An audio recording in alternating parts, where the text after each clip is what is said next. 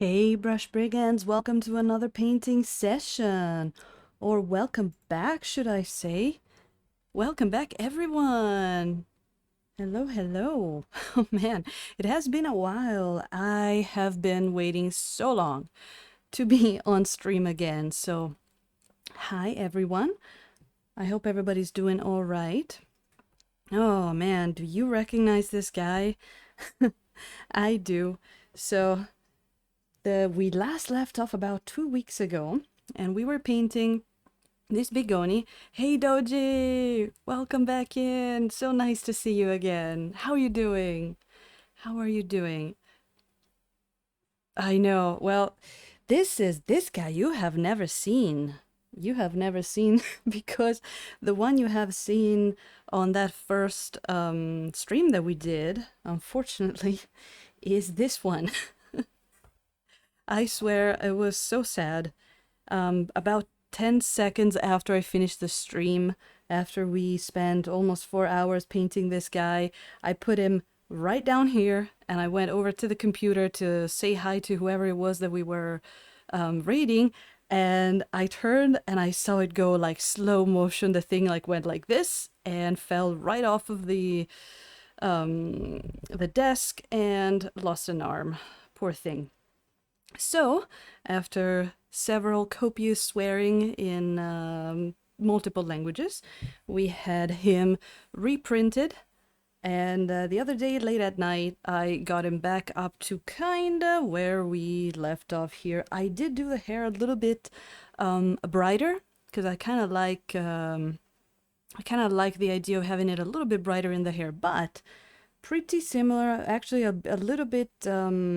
little bit more behind on the skin tones, but it's not a problem. Hey, Thranduil, how are you doing? Nice to see you again. How are you doing?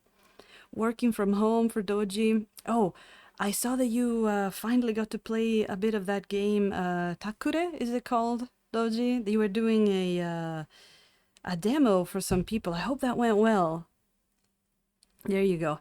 Yeah, you know, Doji, the second time you do it, it's always gonna look better. So if we have to find the silver lining in that, is that I probably got a bit of exercise, bit of extra exercise, and I think I got the colors a little better. Definitely the hair was a little too dark, because bright orange was requested, but apart from that, we are pretty similar. I still did the reddish um, purple on the knees and joints because I really like that. So we're probably gonna start with some skin tones today because I've been missing it so much. Uh, oh, I'm glad they liked it. I'm really glad. So without further ado, let me get right into this as as we get more people to join. I was having a lot of fun with this um, ultramarine blue. Ultramarine blue. Ooh, need some thinner here. I will I will be so fucking careful now when I handle this thing. Hopefully, we won't have any more incidents. There we go. Oh, we got a Nosferatu in the house. How are you doing, Nos? Welcome back. Nice to see you. Are you at work? Are you at home? Man, I missed you guys. But by now, you guys probably have gathered the fact that every once in a while, I have these times where I just have a bit of work that prevents me from streaming for a little bit, but then we are always back. So that's good. And usually when you're back from a little break, you got even more energy, right? Struggling today? Oh no. Well, you know what I say to that? I say, Zeinstein, to give you some strength. Cheers. Here with my lavender green tea that I got a whole box of because, as I predicted, they pulled it off uh, of the shops right in time. As soon as I found it, they stopped selling it, so I just got a big box of it from the internet. All right. Well, Nos, I hope things go better for you soon. Here we go. Oh, but it's so nice to be back. So nice to be back. I had to take a moment and be like, okay, how is it that you stream again? How is this done? So we're here. I got a new brush. I went into Tokyo yesterday because I had some stuff to do, so I grabbed a couple of new brushes. I grabbed where's the other one? Another one of the Tamiya because they're so nice. Hold on. These are really nice. The older ones I have they don't really split, which is the good thing. They kind of just become a little bit more like this, but they're still totally usable. So, and I got one of these too. It's got a nice rubber, what is this? Crayon. It got a nice rubber handle. That feels good. There we go. Gigglingy Cat, nice to see you again. How are you doing? Oh, thank you. Yeah, we're definitely trying to go for very vibrant colors as was requested by this person. But man, I'm using some blues that I'm not, I normally don't really use. So it's been a very, very fun discovery. And then, man, the hair for the hair, I always say it, but this Cadmium Scarlet from Williamsburg is, if you're looking for a very, very bright reddish orange that is, it almost looks fluorescent, go for that. It's my personal recommendation. I do not know whether there's any other brand that carries Cadmium Scarlet. I just have this Winsor and Newton one. It's beautiful. It's awesome. There we go, all caught up. Nice. So what I'm trying to do is I'm trying to get some highlights on the skin, but I want to keep the vibrant colors vibrant, and it's not easily done, because if you start adding white to the colors, oh man, thank you, Doji. Thank you so much. Aw, I'm so glad you were able to join, by the way, because I know you got work. Um, yeah, when you've got these vibrant colors and you start adding stuff like white to them, sorry for the this thing in the way, white tends to desaturate your colors. So for things especially like ultramarine blue, which is what I am using right now. We're using ultramarine and phthalo blue mixed with various kinds of reds and purples. So you see now we got these really, really bright blues. But if we are to put too much white into it, it is going to get very, very desaturated. So I'm trying to add different kinds of colors to keep it nice and bright. There you go. Yeah, tiny stein to that. So, he's got some really, really beautiful textures as well.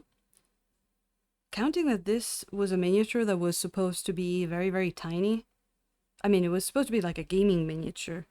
I know that this one was like especially sized up for this person. So counting that, that's got some pretty nice textures. Really, really cool. So I've got this ultramarine and I've got a whole bunch of colors that we can use to try and brighten it up. Like I've got my brilliant yellows, I got my radiant blues and purples. So we're gonna do a bit of a mix of that and go back and forth and see what we like. But between ultramarine and then might use some of the phthalo, like already with that, it's already looking a bit desaturated. So I might add more ultramarine. And we could also we could make the highlights a little smaller, like the part where it's like almost white or very, very bright. Oh, Nos. Well, I'm glad you went at it. That's how you get the less failures. You gotta get some of the the messy stuff out of the way. What happened? What happened? Completely spaced. Should probably use staining colors. Oh, did everything come off when you tried to sponge?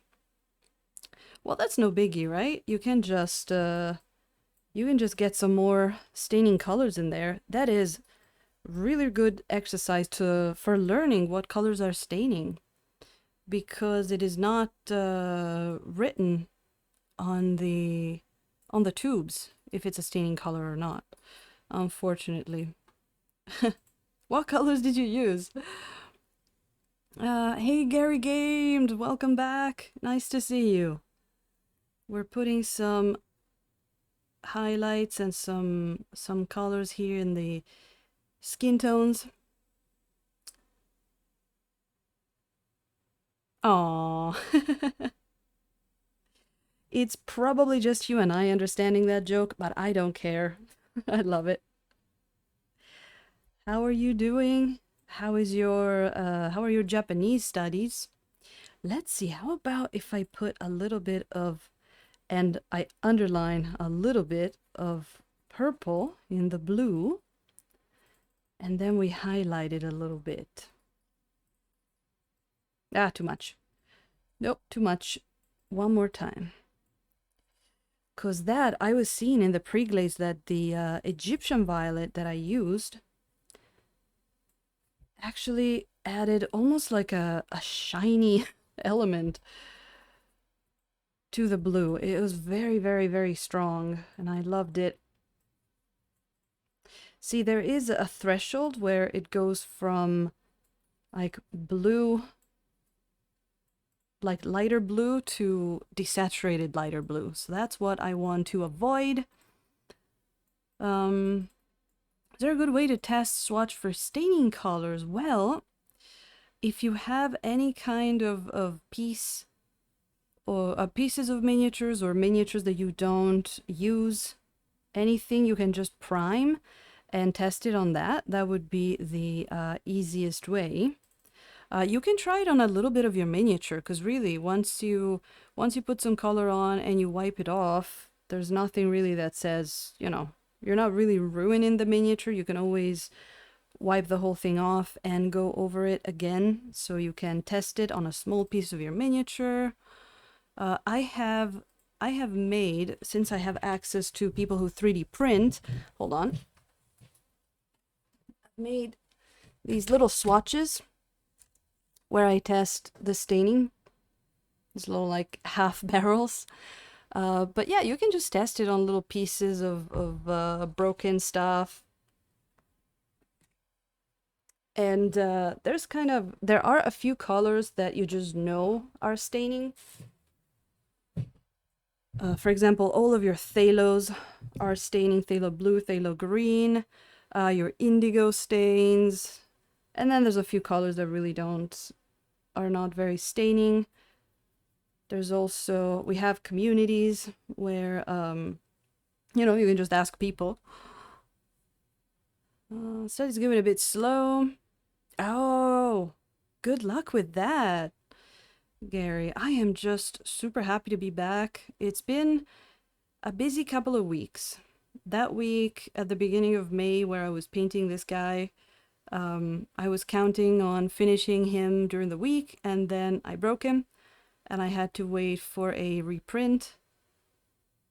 You see, this is the first guy we painted. This happened literally 10 seconds after the stream. So, shame. But yeah. Interesting, Nos. I don't have the last two you said, Lamp Black and Severus Snape Blue, but Phthalo, I was just saying that Phthalo should stain, and so should Dioxazine Purple. Interesting. One thing that it could be is that maybe if you mixed a non-staining color with a staining color, it could have done something there where it kind of wiped off the staining color as well for you.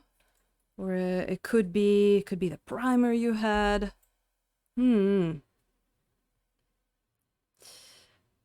Let's see. Oh, Thranduil uses spare bits. There you go. which is kind of what I used to do too before I got those little barrels. Because I wanted something a bit more, like I wanted always to have the same thing to show you guys. But yeah. Yeah, Gary, I dropped it. I dropped it right after we finished the stream. 10 seconds, I left it on the table and I moved over to go say hi to whoever it was we were raiding, and I saw it. I saw it fall in slow motion. You probably heard across the oceans the yell of no as it was still falling, and it was gone. So we got another one. Um, something with a little texture. Yes, yes, that would be probably a good idea. But anything really, even if it's just a piece, like a roundish piece of something. If it has texture, you can see how the color looks in the crevices and all that, so it might be preferable, but it's really up to you. Oh, look at this nice. We're mixing some colors here. There's a bit of purple here, so we're building up this nice color. Then we can add this composed blue that I got. Oh, maybe a little bit more. There you go. Let's see. Is that too much? Yeah. Oh, it's good to be back though. Punished Fink, welcome in and happy lurking. Happy lurking to you.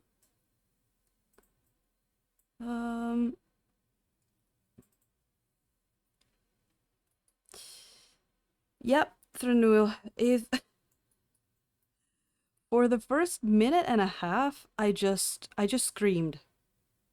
I wasn't even cursing. It was just a scream of pain. But then you know that teaches you a little bit. It's like, you know, in the end it's like, well, it's not a big deal. I can just reprint it. It was not, you know, it was not the work of the century. It wasn't special. You can just make it again. But the first minute and a half, it was just, no, no, no. It was just me yelling. But yeah, I thought you guys would feel it. It was like you guys' brushes might have started shaking in their pots. Some oil tubes exploded, probably. Something like that. Oh, Doji. Well, I'm so glad you were able to come in. So, hold on. Oh, getting a tattoo? That sounds cool. Let us know how it goes. Tiny shine to you and see you soon. Um, yeah, it was sad. It was sad, but not irreparable, right? We're still back here. The more sad thing was that because I had to wait for a reprint that week that I could have been painting him, I couldn't. I had to wait, and then the week after that, I got super busy with work, like really busy, like going to sleep at like 3 a.m. busy. Uh, so it has been a while, but as I was saying, by now you might have noticed that that is just a thing that happens with our stream every once in a while. I just grabbed a little bit of phthalo blue. See if we can. Maybe the phthalo stays a little bit more saturated when we add even just a bit of white. Yeah, you know what? I'm seeing that with the phthalo. I like the hue of ultramarine better, but it's really hard to keep it saturated when you add colors to it. So we're gonna add some phthalo to keep it nice and vibrant.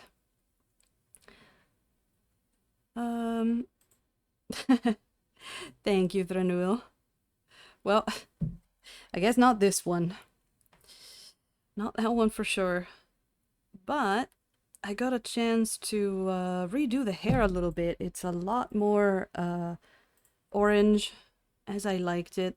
The one that we did, the first one we did, it could have probably still been good, of course, but it did come out a little too dark, if you see. Like I used too much dark red, and I really wanted more just like vibrant orange that we can highlight in yellow using our Indian yellow there. So I think that's good. Okay, feet are starting to look a little more highlighted. Let's see. Let's add, let's add a little bit of radiant blue to the phthalo. See what that does for us. Oh, yeah, definitely with the phthalo, it retains some of its saturation better than with the ultramarine. Ultramarine's a tricky color to use in miniature painting. It's a beautiful color used throughout the centuries. Most, ancient paintings you see of the Virgin Mary contain ultramarine blue. But yeah.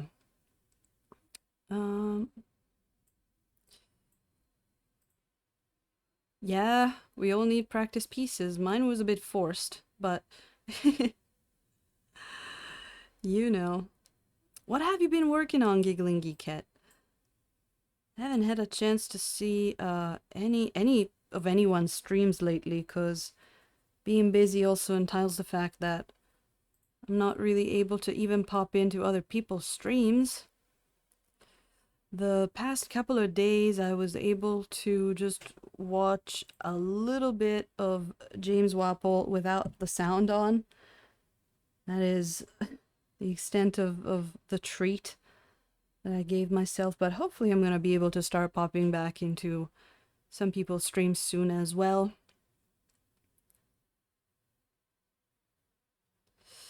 That is really interesting. I really want to, experiment more with ultramarine blue and see how we can use it, because there was no ultramarine blue in the pre-glaze. None at all, because I know, thanks to those little staining swatches that I have, that ultramarine blue does not stain to save its life. It is a beautiful color, but it does not stain the miniature. And by staining, what I mean is when we initially put some color on the mini, then we wipe most of it off and it leaves a wet staining surface in which we can blend our other colors. This is how we paint miniatures in oils. It's called a pre-glaze. Many call it that. But yeah, so there are some colors that don't really do much when used in that way, and ultramarine blue is one of those. So I did use mainly phthalo blue mixed with some indigo for darkness and some purple, some the Egyptian violet there. I know it says dioxazine violet in the thing. I used the wrong label, but I mean, Egyptian violet is just how one brand, Williamsburg, calls their dioxazine purple. So it's not that far off. Deciding colors for a project. Oh, I like that part though. It's fun to figure out the color scheme, right? If it's a big project, you can take some time. Let's see here. Let's get some more over here. Now this piece was painted 2 days ago, because I had a bit of time late at night. Not on streaming hours, but late at night I'm like, okay, let me prepare this guy. So I did that. I thought it'd be a bit boring if we do him again from from start. Okay, this is a bit awkward, but we can put some blue on here as well. But yeah, it is really interesting because I'm seeing how ultramarine looks and I want to use it, but then the actual results, phthalo blue does work a lot better but we can always use the ultramarine in some darker spots, some darker areas. Haven't been able to stream lately. Aw. So we're gonna. Oh, that's nice. Good luck with that then. There we go. If you want to drop in a link for any project you're doing, feel free. Links are free, so everybody can go check it out. There we go. All right, I like that.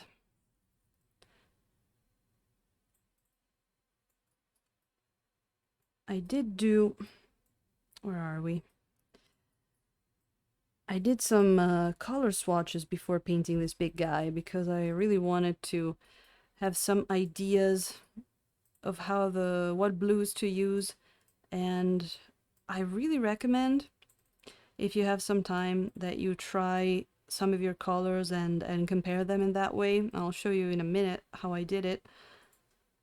It can really help figuring out what kind of color would be best for you to use in when you have an idea of, for example, what blue you want to achieve and so on.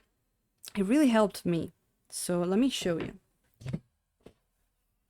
I basically took all of the blues I have and made something like this. Hold on. There we go. As you can see, it's a little bright. There you go. We got that first one is Phthalo Blue, and the one thing that came from this little experiment was that I noticed how Phthalo Blue, when mixed with the colors, when you see this central part here, is the color that has the like a very vibrant saturation compared with other colors. I don't know how much you can see it, but I really like here you can see the phthalo in it. This looks like phthalo green mixed with the radiant lemon. No other color that I used has that vibrancy in there, so I really like Phthalo Blue for that. And then Ultramarine Blue, which is this one, had my favorite hue. I really like the color of it. We got other ones. We got Prussian Blue, Cobalt Blue, and then some Japanese ones over here that I got. But I really, really liked Ultramarine Blue, and I want to find a way to use it, even if it's not a staining color. But I see, look at the Prussian Blue, how dark it starts off. And it doesn't have the vibrancy of the Phthalo Blue though. So I thought, I usually always use Prussian Blue because you can't go wrong with Prussian Blue. Prussian Blue is great. Really recommend Prussian Blue. But I hadn't really used much of the Phthalo, which might tend to be a little bit shinier, at least the brand I got. But I mean, I use anti-shine spray, so it's not a big deal for me. But this really helped me kind of understand also what kind of mixing colors to use. I was like, okay, should I use radiant? For example, I didn't use radiant green in the palette because I didn't think I needed the kind of color radiant green is giving me mixed with the blues. So very useful. I found it. Anyway, let's go on. And thanks for the link. There we go. Oh yeah, let's go back. There we go. Okay.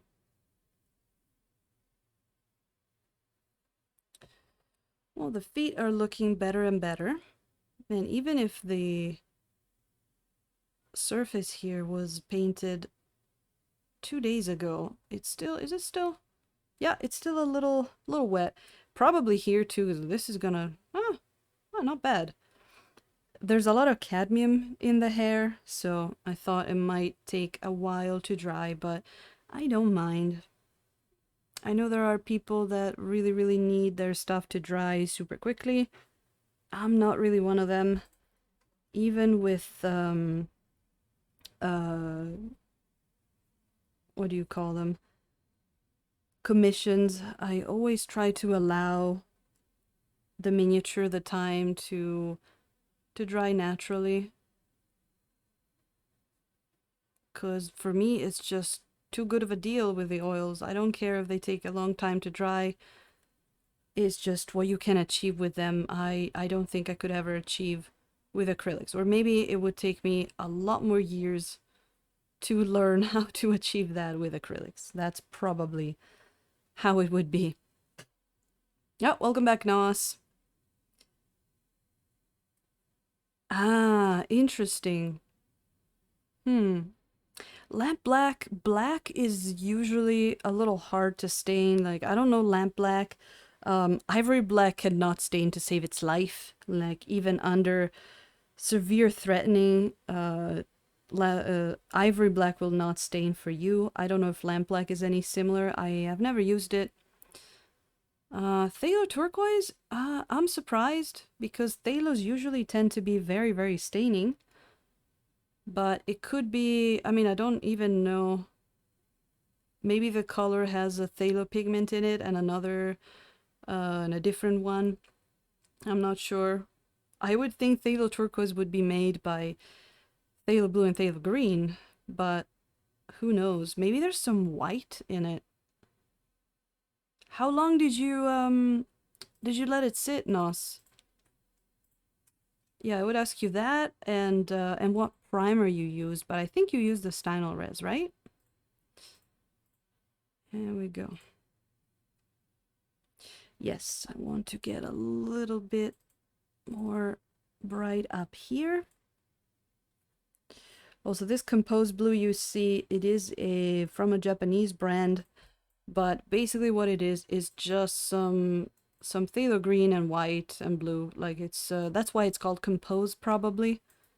It's just a few pigments of colors I already have, nothing special, mixed in together, but I do like having it. It's kind of like a utility color. I've never really used it much, but I thought I used it today and it kind of helps. There we go. 20 minutes should be enough. On Stynylrez White. That is very interesting. Well, you know, you can just try different colors. If you have, you could try, if you have them, to use phthalo blue and phthalo green mixed together if you were trying to achieve that sort of turquoise look, and see if it does anything any better. I don't know. There's always a bit of experimentation involved, right? Here we go. Unfortunately, I can only vouch for the colors I own. I can tell you this one stains for me, this one doesn't. You're not the first one who tells me that has a phthalo turquoise, though. I think it's probably a nice utility color where it's like, yes, it's just a mix of two colors I already have, but it's nice to have. I don't have to do the mixing. Those are good. That's why I have this one over here. There we go. Do you ever use an acrylic color as your base?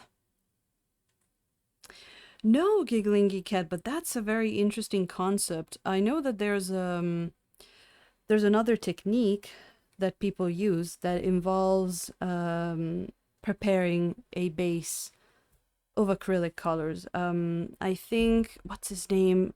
Dmitry Fizechko on YouTube. He does it that way and with amazing results. He's a fucking dragon. But he does basically, from what I understand, he paints in a lot of different sessions where he'll do, first he does all the base in acrylics, and then he'll do a layer of oils over it. Like, for example, he wants dark red to light red, so he'll do that, let that dry, do another thing. So not really how my technique is, but there's a lot of people that use that that base thing. Um, I don't know. Personally, I've never really found myself saying, "Oh, this is a good color, but it's not a staining one." Maybe only with the ultramarine blue, but there are so many blues that I never had that problem of saying, "Oh, I can't use this color because it's not staining." Because usually when you do your base, your pre-glaze, you use a lot of dark colors like indigo and stuff like that, and those usually tend to stain.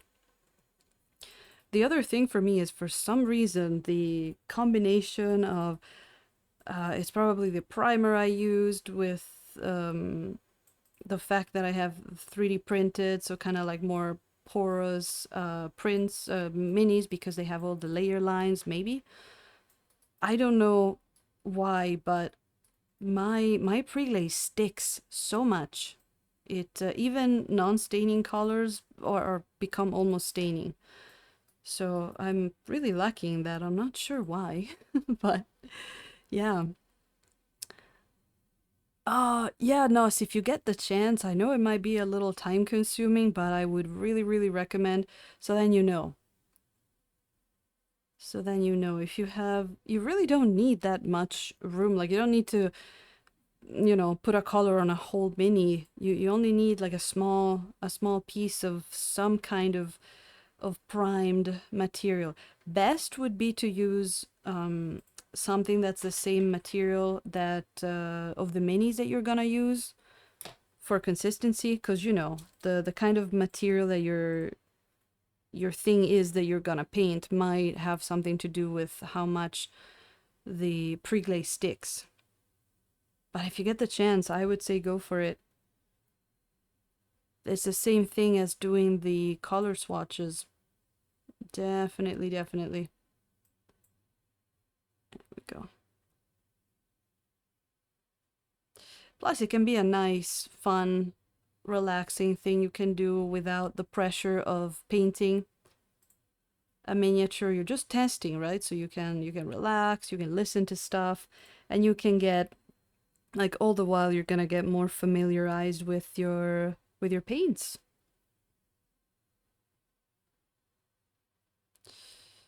Um, Thranul wants to paint something blue, yellow, orange, green. I can't decide, and then I get stuck. Going to use different colors. Mm-mm-mm. One cool thing to do if you have a few colors in mind, can you find some images where these colors are used, either of the thing you want to paint or something similar? Like, look for that combination of colors used in an actual, like, a painting or a miniature or anything. As always, I'm always gonna tell you this: look for image references and kind of get the idea of how it would look if you're undecided. Because when you start having more than like 2 3 colors in your color scheme, which is not a bad thing, it's just it starts becoming more complicated, doesn't it? And it's for me at least, it's very hard to visualize how it's gonna look. So I use a lot of color schemes. Like, for example, for this guy here, he was supposed to have um, blue skin and orange hair, and I wasn't 100% sure whether he was gonna look good in it. So I looked for a bunch of images, and that also helped me, you know, see in my mind what kind of hue of orange and all that I would like to use. So definitely, I would say go for try to get some image references, and of course look up um, painted miniatures. The same miniature you have, look up the images of them painted. That's also a great thing to do. Um, Not really possible with metal minis. If you have the sprues, You could paint those, Nos. Don't you get like a lot of little pieces from the mold? Galen Geekette has some testing to do. Have you tried oils at all? Hold on, my mouse isn't working.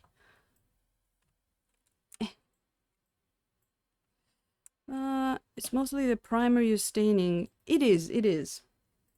I'm just saying it because I remember when I painted that Kingdom Death mini, it did feel a little different because those minis are very smooth, and these minis, I primed it with the same primer, but it did feel different. Even the way that oils went on a little bit, not too much. So it's not the end of the world, especially if you're doing staining tests. You can use something else, and you're gonna see if something stains or not.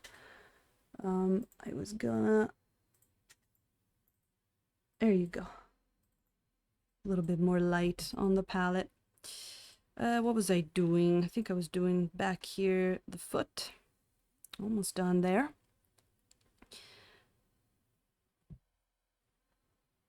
That's, Nos, that's a very interesting question.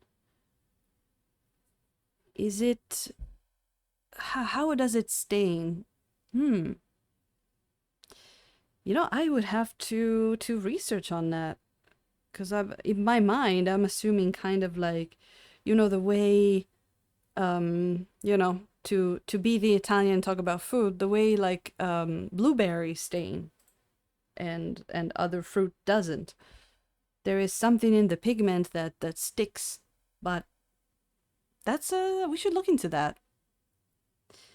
You want a triad of colors. Ooh, there are also, you might use them already, Threnul, but there's a lot of websites where you can put in a color and it'll give you a bunch of combinations. Like it'll give you its opposite. It'll make a triad. It's like different color combinations based on color theory. That is also kind of nice and useful, that I use sometimes. But definitely when you have that and then you try to, you know, translate that on a miniature, it can be hard sometimes because maybe it doesn't look exactly the same. So that's why I try to get actual images, paintings, pictures, painted miniatures with the color scheme I want. But that's me. Let's see. Let's get a little bit of this radiant blue here. This palette has sat here for like 2 days, still usable. I did drop like a little drop of thinner on each of the colors before starting, and it is good to go. There might be some of the browns there. The Van Dyke brown usually tends to dry pretty quickly, but I haven't had to use it yet, so I don't know. And the cadmium can sit there for like 2 weeks. It'll be fine. Cadmiums, they just chill.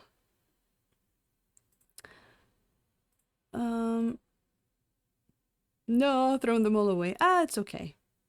Here in Japan, I see a lot. They take when they want to do, even in shops, when they want to show you little swatches of colors, they take plastic spoons and prime the back of the spoon and just paint on that. Maybe you could try that. Oh, you missed. Oh, it was a while ago, Gary Gamed. I haven't even finished it. That was a. Hold on, I got it right here. That was a dual stream with Punexpected. We painted this lady over here. She's not even finished because I think soon after that I just got so many commissions. This was a pleasure project. Every once in a while I put a little bit more oil on her, but someday she'll be finished. Science, right? Okay, back in there. All right, let's see. I was gonna look at these joints now because we've got this other purplish color going on, which is in here on the palette. which I really, really like. Okay, so this Crimson too is hardening up a bit, but we'll see how much we can use of it. What was I saying? I really like color variation in skin tones. Oh, there's still some blue on there. Let's see. So I like, for example, to paint the joints maybe in a different kind of color. Let's see if we can make it more pink. How can we, maybe a little bit of not phthalo, sorry, of cadmium red in there. How can we keep that pinkiness? We'll try a few things, but let's, ooh, there we go. Yeah, I really like the difference of color in different parts of the body. I think it helps make the miniature more interesting. It keeps the viewer's eye more occupied, so to speak.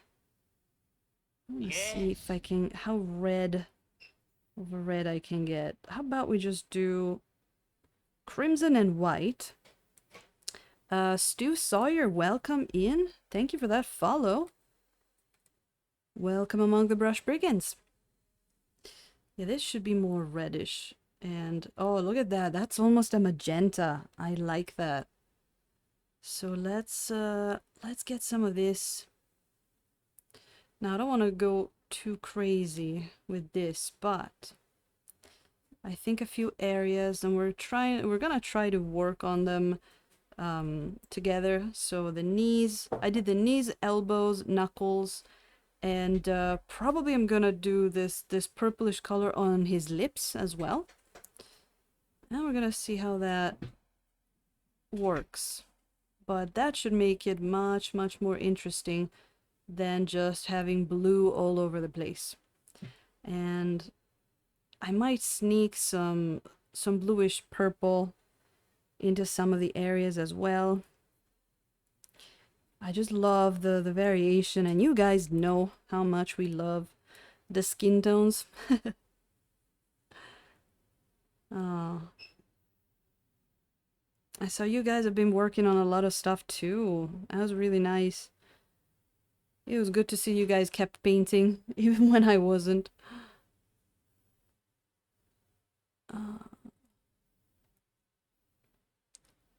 I'm not 100% sure what's gonna come after this one. I do have a few, including one that might have to be painted on our other stream, because she's not very Twitch friendly. Look at this fuchsia kind of color. Another thing I really like about the oils is that we can take some time to decide how we want to do things, right? Instead of just, you know, having to be, so to call it, like right in one, where in acrylics you just have to, the moment you put down the color, it's there. You can't do anything else. I can do this thing where I just put down these little blobs of color, and then I can come back to it. I can literally just leave that there, ignore it. It won't get offended. It won't dry up or nothing. We can leave it there. Go put some of these just in other places. We can pretty much, you build your blends like Lego. You just put the blocks there. You put the blocks one next to another, and then you do that step that's not in Lego, which is you blend them. But for, like, to begin with, you can just put some color down, and it doesn't have to be blended right away. That's what is a lot of fun. I don't actually care whether a paint stains or not. Stains generally hold by way of mechanical means. Very few pigments used in paints actually cause a chemically induced stain. Interesting. Yeah, because you do wonder, why do some pigments just get washed off and some just cling? Thanks for the research, Nos. But yeah, you're right. Like most painters, they just put the paint on their canvas. Oil painters, of course. You don't really care if it stains or not because you never wipe it off. Like once it goes on, it goes on. um. Oh, Thranduil. No, I did not hear. I did. I was in these last 2 days. I tuned in James's stream very briefly and without audio. I saw that he had a like a hospital found thing going on. That's what it was. Oh man, I got to send him a message. Thanks for letting me know. That's right. In the US, it's a problem, right? It can be expensive. I have learned. Oh, I'm glad she's better though. Man, poor Kathy.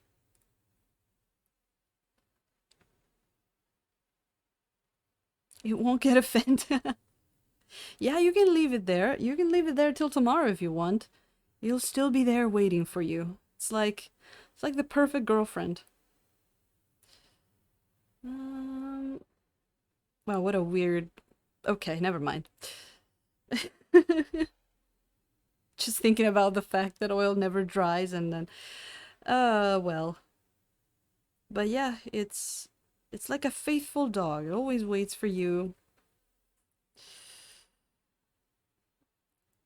Um Oh, that's good. Yeah, I saw it today. It was like filled already. That's great. That's awesome.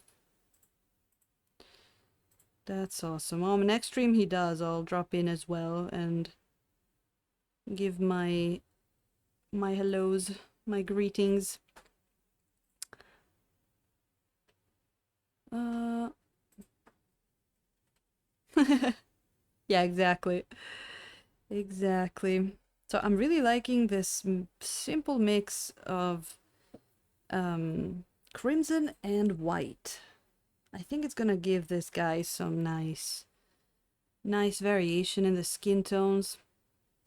And it might look a little bit too exaggerated or something, but don't worry, as I'm saying, I'm just plopping some paint on there for now, and then we're gonna go back in with some mixes. I think I want to bring some purples in there as well, and in some parts it's gonna be more reddish purple, and some parts more bluish.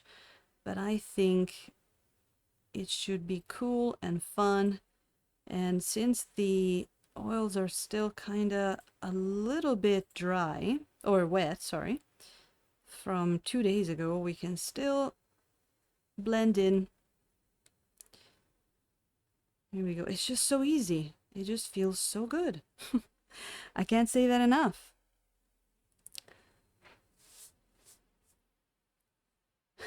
Don't worry, Nos. Oh, that's nice. I can never catch Kathy's stream because she streams basically when I'm sleeping, usually. So the only way I can catch Kathy is when she's dropping in to say goodnight in James's stream, unfortunately.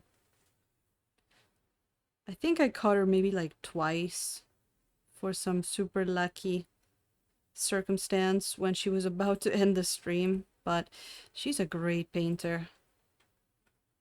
Is runs in the family, right? There we go. I wish I could go to, oh, what was it, Adepticon? All those conventions in the US and meet all the other painters. But alas, we are in Japan. So no. Here we go.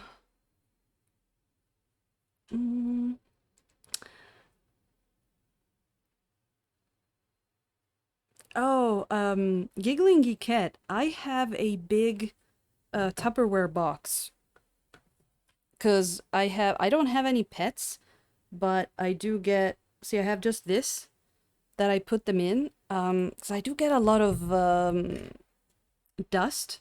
So usually when I'm done, I just put them in there. And the other thing is that, and this is more Japan specific, but if there's a big earthquake, at least they're in there. They're not gonna rattle and go everywhere. But also, I just put them in a Tupperware, and that really keeps them from getting all the fuzzies. Cause I remember in the beginning, I would just leave them out, and then the stuff would just stick to them. But it's as easy as you have a sealable kind of container, even like a shoebox probably. Yeah, just put them in there. If you want them to dry really quickly, maybe you shouldn't air tight the thing, but you know. Um, Everything everywhere all at once? What's that? Making a Swedish finish. Oh, that's so cool, Thranuil. Oh, that's so nice. Is the post to the US okay for you guys? Because here in Japan it's still pretty messed up. I think I can send stuff to the US. It's Italy that kind of sucks. I can't really send stuff with a normal post to my family. I wasn't even able to get them Christmas presents. But I ended up just ordering them a bunch of stuff on Etsy and just having it go to their address, which was nice, but I couldn't send them the Japan package. Even when I did that mini for Nos, remember Nos? When I sent you the mini, I wanted to put some snacks in there, and then they told me, even with that express courier thing, that you couldn't put food and drink in it. Ah. Oh, thank you, Merlin Models, and welcome in. I'm just gonna get a stretch in while saying hi to Diadems. Welcome, welcome. And Merlin Models, hello. Welcome back. Oh, it's a movie. Okay. I have never heard of it. All right, I'll see if I can find it. Um, yeah, it might be okay from Europe. I don't know. It's just one thing that happened here is that they took that chance and they made everything more expensive to ship to the US and stuff like that. I'm really glad I don't have a business shipping stuff abroad. Because that would have sucked. So we're adding this. I really like this purplish red color to some of these areas. Man, this is what it's all about. This is what I love. Just tiny stein, some oils, big skin tones, and chatting with you guys. This is the life. I love it. So much fun.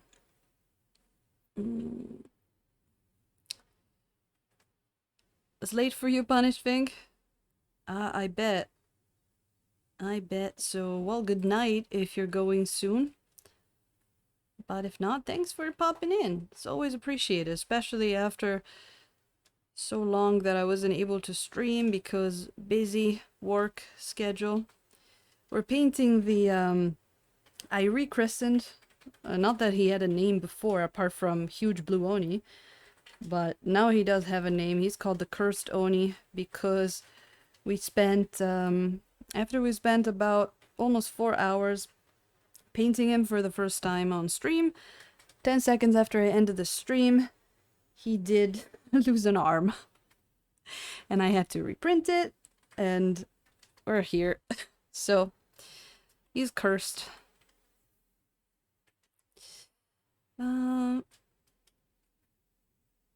Yeah, I know that sending stuff from the US to Japan, because I have some people that send me stuff, is really expensive. Even, at least normally, planes from the US to Japan are more expensive than from Europe. I don't know if it's because there are less companies, if it's like monopoly kind of thing, but man, some stuff is expensive.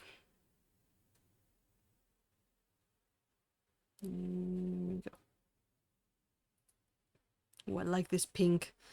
I really like it. I could have used magenta. I could have, but I kind of wanted to get that crimson because I can also use it to make the reds in the other parts more sexy.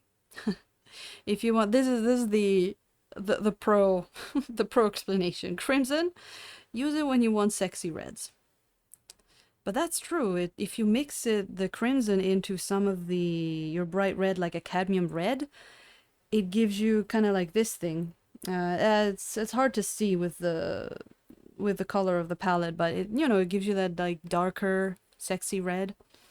I can't you know describe it any other way.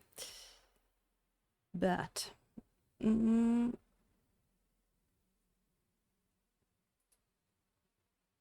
oh god, is it sad? Oh no, I see. Oh, it's just come out. Okay. Well, I'll look it up, like the trailer and all that. If it's recommended by Brush Brigands. Not a huge movie person, but it's always nice to have something to watch before going to sleep. I'm actually very lazily rewatching the Orville right now, the first two seasons, because we're about to get season three. And I remember liking it when I first watched it, so I'm rewatching that. It's been fun.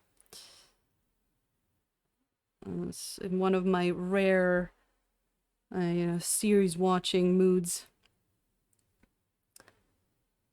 Yeah, it's true, Giggling Geek Cat, but the problem is, even when stuff goes back to normal, if it does, it's probably gonna keep the price. Here we go. Mm-hmm. Let's see.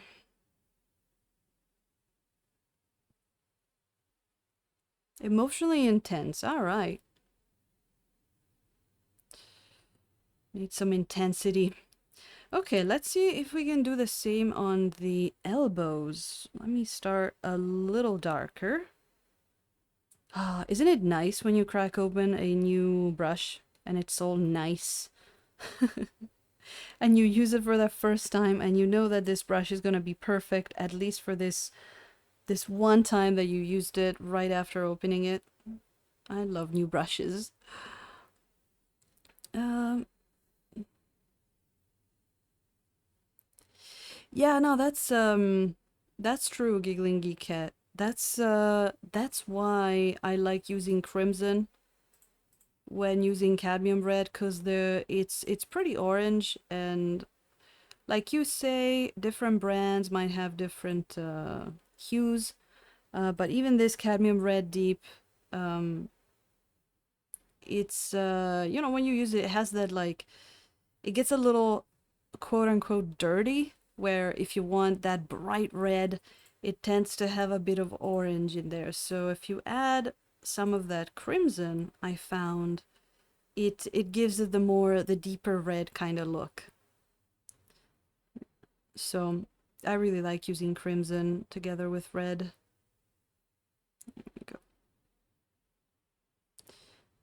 Because if I was to add something like blue, then it would go too much on the purple, and there's always that balance act that you're doing, right?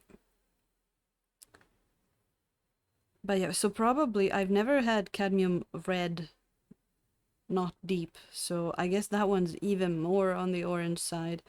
I have to say, I have another very similar red called uh, Fanchon Red from Williamsburg. And that one is actually a little bit more orange than the cadmium red deep. That's why I use the cadmium red deep usually, because I prefer the more red.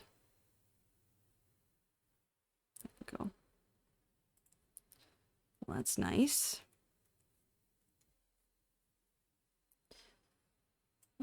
Let's get some more on here. Oh, this is fun. And it has already been an hour, but we're taking our time on these skin tones, just plopping some colors on them. It's a lot of skin here, so I want it to look nice.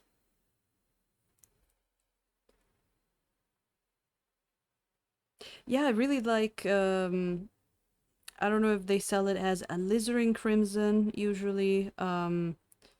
Crimson Lake, or what is it? The Williamsburg one I have is called. Hold on. It's called. Damn, Crimson. What was it? Where is it? Permanent Crimson. There you go. Permanent Crimson. Really good, and it is a staining color as well as a bonus.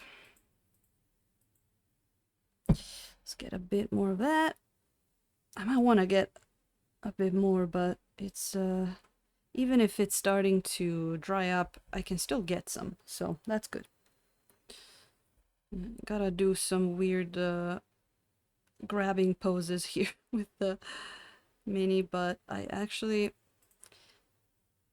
have improved my holder here. I put a base at the bottom of it because it was too round. So what happened was it didn't have this base here, so when I put it down, it kind of like swayed, and probably this bat made it gave it the weight that made it just fall. So I gave it this base, makes it a lot less prone to fall, but then for the setting that I have, it didn't fit in the camera with the base, so I'm just holding on to the mini itself. Just hold on to it for dear life.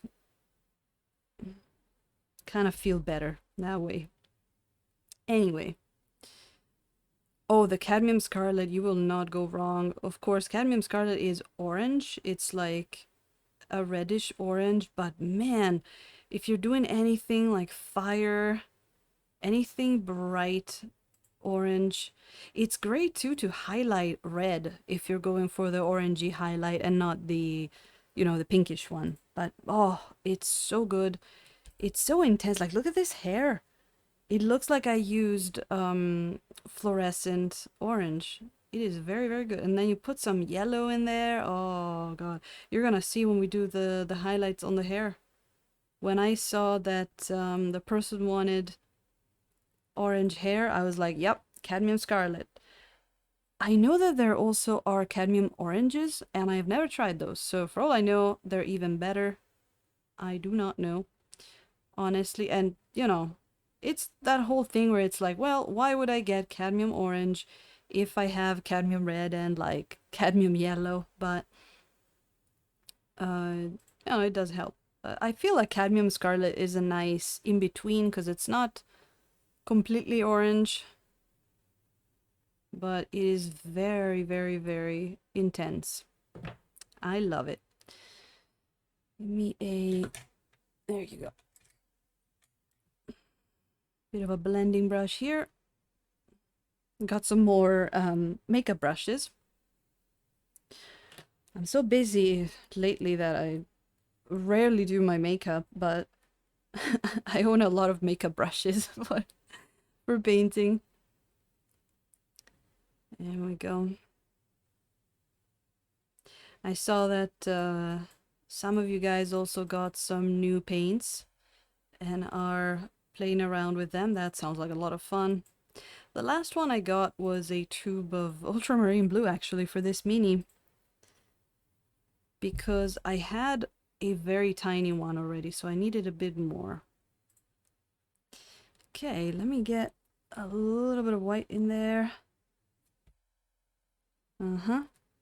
Let's do some highlights. Ugh, that was too much. A bit too much color, but we can just plop it there. Yeah, cadmiums are really expensive, so there might be something in trying, the fake cadmiums, the cadmium hues and all that. I do know that they're kind of worth it. The cool thing too is that since cadmiums do tend to take a lot longer to dry, you do waste less of them, because sometimes you're gonna have your palette out, and unless you finish your paint within the day, you're gonna have a bunch of colors out on the palette for a few days. And sometimes the color dries, so you'd lose that little bit that you put out. So I always try not to put too much paint out on the palette in case it dries. But cadmium, like this cadmium here, is gonna be used. It's gonna be good to use for days, so that's a good thing.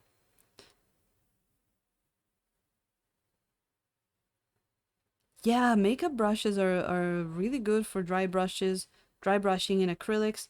They are great, filbert brush for oil painting, and also great blending brushes because they got the perfect combination of kind of like stiff but soft bristles. They're really good for that kind of stuff.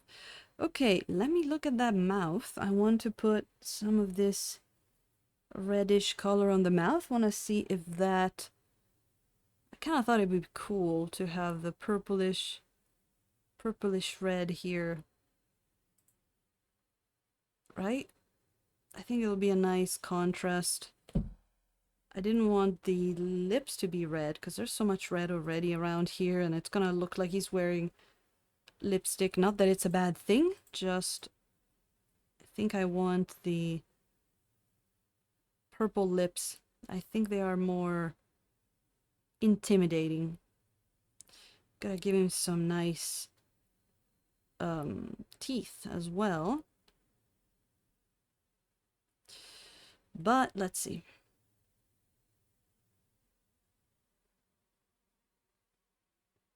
Let's put some purple in there. We can always add the other purple, because this is a very, very reddish purple. We can add some dioxazine, the bluish purple. And then you see, we can go back here when we did that thing, the Lego style, just dumping a piece of paint, and even use this dirty brush to blend it in. I love skin tones, they're so much fun.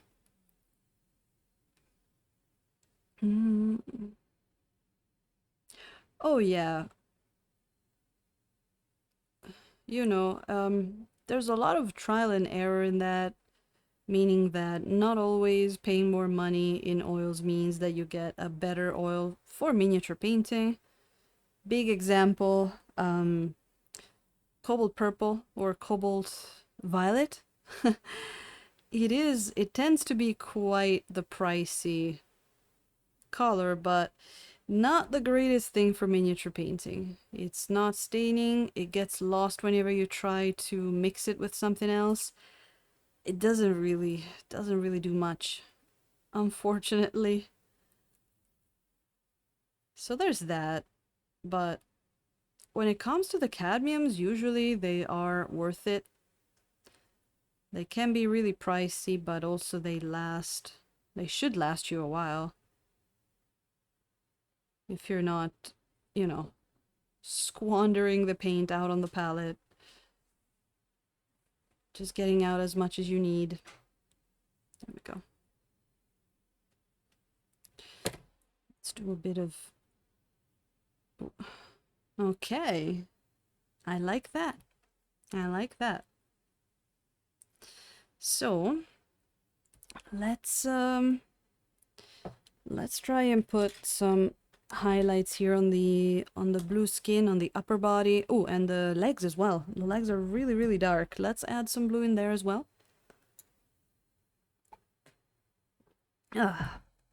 Sorry, getting some tea. All right, let's do that. Let's start, since we haven't really used it after the pre-glaze much, let's start with some ultramarine. How about we add just a little bit of white. It has to be very, very little, because otherwise it's going to lose that beautiful hue. But how about we plop some ultramarine right there? So you see there, it's barely lighter than what's on there already, but let's put some on. Well, how about we highlight it with just a bit of the purple? Radiant. See how that does. Ooh, that's nice.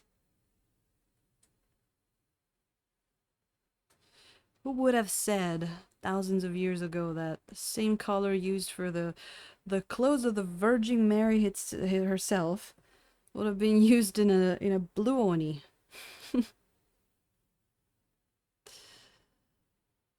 Well, ultramarine blue was actually also used in Japan apparently as a pigment.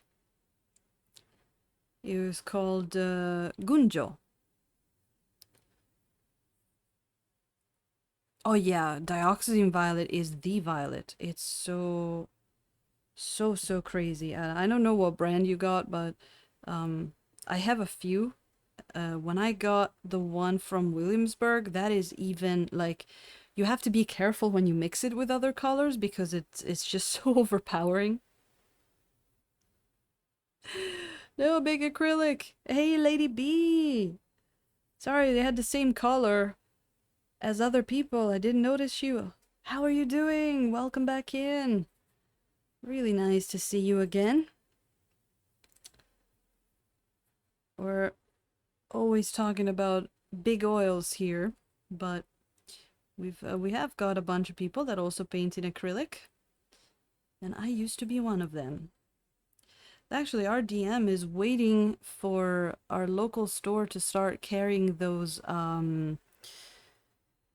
what are those called? The speed paints by Army Painter to try and use those. And it seems like I'm not sure about that whole thing with the issue that it seems like they have about the speed paints reactivating and all that. I haven't been able to find a straight answer. Some people say it doesn't do it, some people say it's a problem, some people say it's not. But anyway. Winsor and Newt, I have it too. It's really nice. I remember I got it after my first dioxazine violet was by Holbein, but Holbein tends to have a lot of very shiny paints. So then I got the Winsor and Newton and it was much more satisfactory. And then I happened to get my hands on one of the paint sets of Williamsburg, which if you want to get some of their more expensive stuff like Dioxazine Violet, like Fenton Red. Fenton Red, I don't know if it's expensive, but it is a more expensive brand. But for about $30, I was able to get the one of their sets, which contained Egyptian Violet, which has the same pigment as Dioxazine Purple, and it is the same exact pigment but with just a lot more concentrated. Like if you can see it here, it looks black. It's crazy how strong it is. Here we go. But you know, you don't, it's one of those things where you don't need it. The Winsor and Newton one is quite excellent. It's just dioxazine is a great pigment. uh Lady B, did you end up trying the oils in the end? Or are you just sticking to the big acrylic? I am curious. Also, I hope you've been doing well. We have been really busy here, but so happy to be back at it with our oily fun. Gamblin and Winsor Newton, that's really good. Gamblin's got some good stuff. I love their radiants. Oh man, their radiants are really good. And I have their oh, Gamblin has a really good Van Dyke Brown. Van Dyke Brown's a difficult color because so many paint lines have it, but very few have a very dark one. I wanted a very dark Van Dyke Brown, and Gamblin has that. It's got an almost black looking Van Dyke Brown. Really satisfied with their Van Dyke Brown. Even if the tube was a little oily, but it was fine. You just put it in a bit of cardboard and let the oil dry out a bit or be absorbed and then use it. There we go. But yeah. And oh, and I have the that black spinel there is Gamblin. Very good. So, getting some mid-tone blue here, trying to get it to keep it as bright as possible. Getting in that that inner thigh. Nice muscles he has. Oils are expensive in Australia. How about that? Let me see if I can remember that brand. Langridge, is it? I think that's an Australian brand. Our friend Dano was telling me about that. It even has a few colors that seem to be like unique to the brand. Is that expensive as well? Oils are so oily. Yeah. Man, I'd love to see what you can do with oils, Giggling Geekhead, because your acrylic stuff is already out of the roof. How do you say? Is already crazy good. Sometimes I forget figures of speech in languages, but that's okay. There we go. Get this really cool blue. And I don't think I need to do too much on the like this part of the legs because they're basically in the dark. They should be really dark. They're blue, and that's about it. I could put a little bit of this blue in there and just try to blend it. Yeah, just a bit. See if we can get a bit more blue just to make it look like it's a bit more painted, but no, not even that much. That should suffice. Oop, I touched it. There we go. And then, and I might put a bit more purple in the blues as well, but let's go on with this for now. Oh, yeah. So ultramarine blue with a bit of radiant violet in it makes a really nice blue.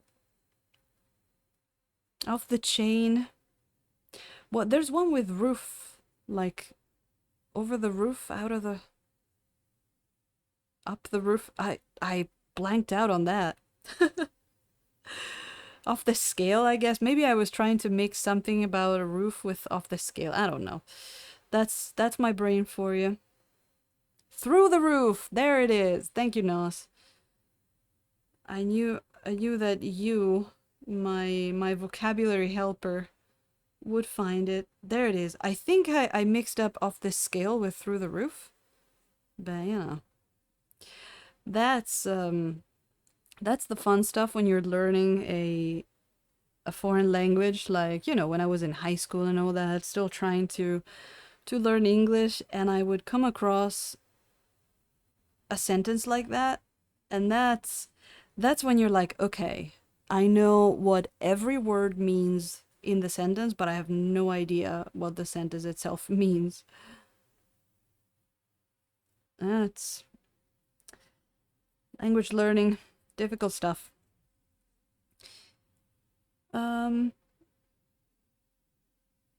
Hey, Stu Sawyer, language is on par for cost with Windsor and Newton. Oh, that's cool. Oh, I got another Aussie. Nice. Not bad then, because I got one person at least that's saying that they're using the language, and they seem to be good for him. There we go. But I know Australia's big, so maybe availability and prices might vary throughout it, for all I know. Okay, this back area hasn't gotten too much paint on it, so we should get a little bit more. There we go. I can never get enough of painting skin tones. Especially I wanna work more on ambient light as well. Like on how different color, light, and environment will you know, affect the color of your mini. Daka! Hey! Oh man, it's been a while. How are you doing? God, 17 months. I can't believe we've been streaming for 17 months. I mean, I've been away for a couple of weeks. I hope you're doing good, man. How have you been?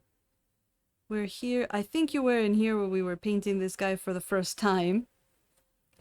I mean, it was this guy, to be honest. And then this is what happened after the stream, right? 10 seconds after the stream. So we had to get another one. Hopefully, that'll be the last one we prepare. Oh, Daka, great to see you. There we go. So we're putting some of these blues on this skin. I know Daka is more a green skin type of man. I know, because he paints a lot of orcs and that kind of stuff. I don't know if I've ever seen you paint blue skin. I'm not sure.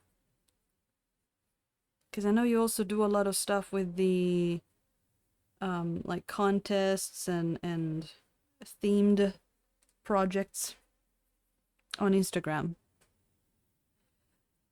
Resin, yeah, I mean, resin can break, but it's also, you know, this mini maybe wasn't made to be printed this large because it was supposed to be a gaming size mini, and they gave him this huge bat here that tips the balance off a little bit. And yeah, resin can break.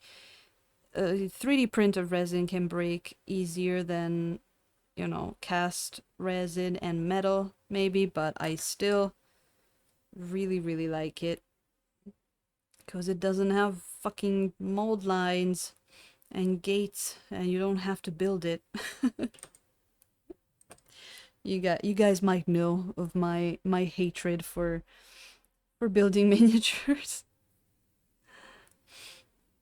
Mm,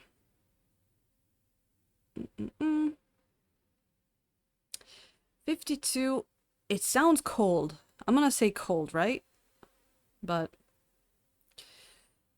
I guess, is it, when does it start getting like kind of warm in Alaska? Like, well, what's the hottest month? Is it August or maybe July? Or does it just snow the whole time?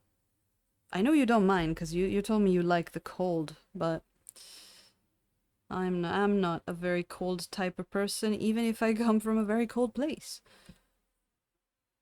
Ski resort type of northern Italian village.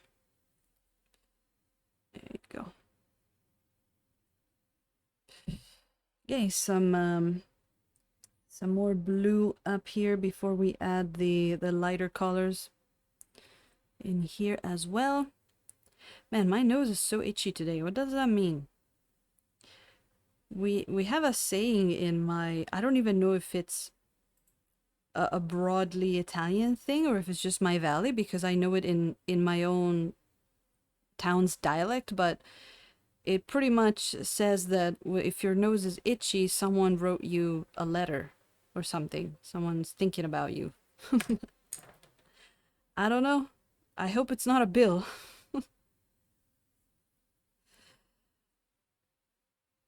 Got the windows and doors open. Aw. Oh, Texas summer, huh?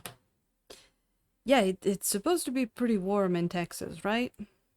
We get, here in the Kanto area of Japan, we get a bit of both. Because we get pretty cold winters, not freezing.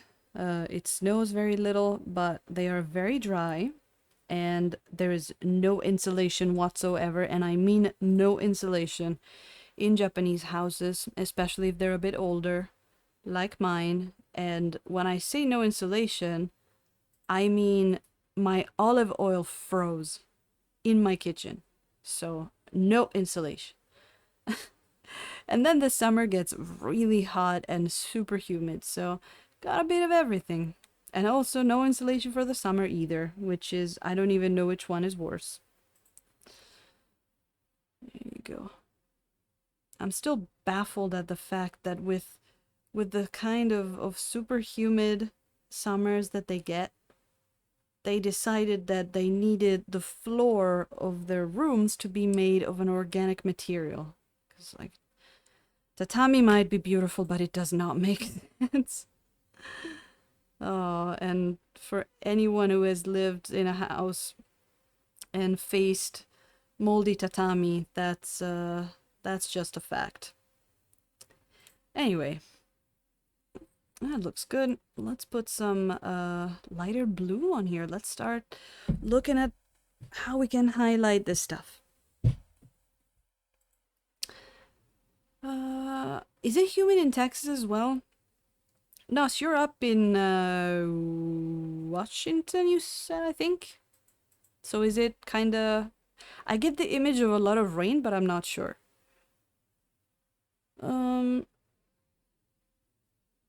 Let's see. I've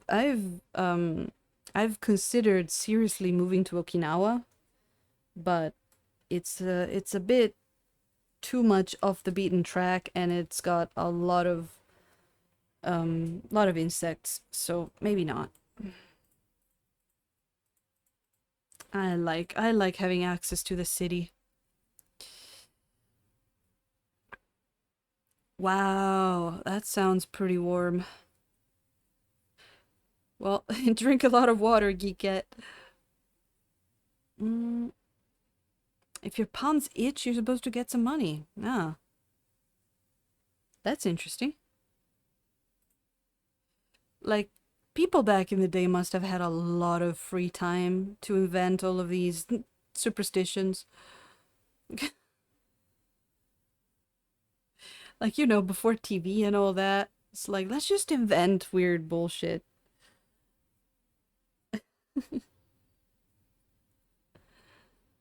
Um,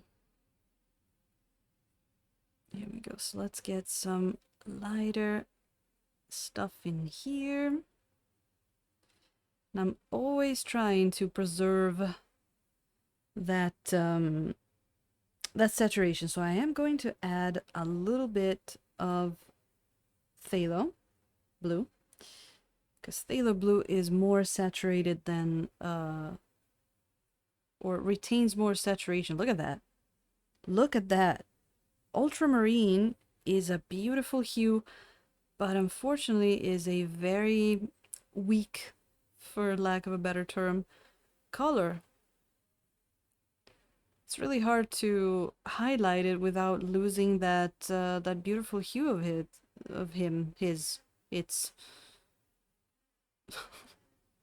That's a thing of Italian people. We have our nouns are genders, so blue is male. So you can tell if someone is Italian or another like Latin language if they do stuff like that. Anyway, look at that. Oh, that looks beautiful. And it's got that ultramarine hue underneath. I like that. So I did a pre-glaze using the phthalo and then some layers of ultramarine to give it that hue, and then a bit more phthalo on top of that. Nice. We can even do a bit of stippling to start giving it some texture. You know, skin can have a bit of texture to it, right? Oh, we'd love that. Oh, it's so smooth. I forgot in 2 weeks how smooth oils are. Oh, just kidding. I can never forget. Oh man, is my nose itchy. It's crazy.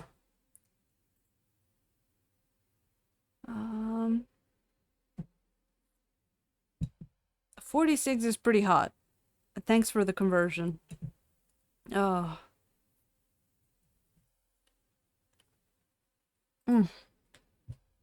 Getting thirsty. There we go. So, let's see. Let's get some more of this phthalo blue. And I'm trying to, you know, vary what I use as a a mix color for the highlights. Like sometimes I use a radiant, sometimes I use the composed blue up here, sometimes I use white. I like the variation, like I was saying. You can plop down some paint over the wet paint and just use a clean brush with a stippling motion to blend it in. That usually really helps. There we go. Let's get some more of this in here, just a bit. Again, we're starting the stippling party here. There we go. So this shouldn't be too bright, but a little bit to highlight the shape here of the muscles and all that. And if we feel like it's too blue, we can add a bit of purple here and there. I'd actually like to do that, but let's stick to this for now.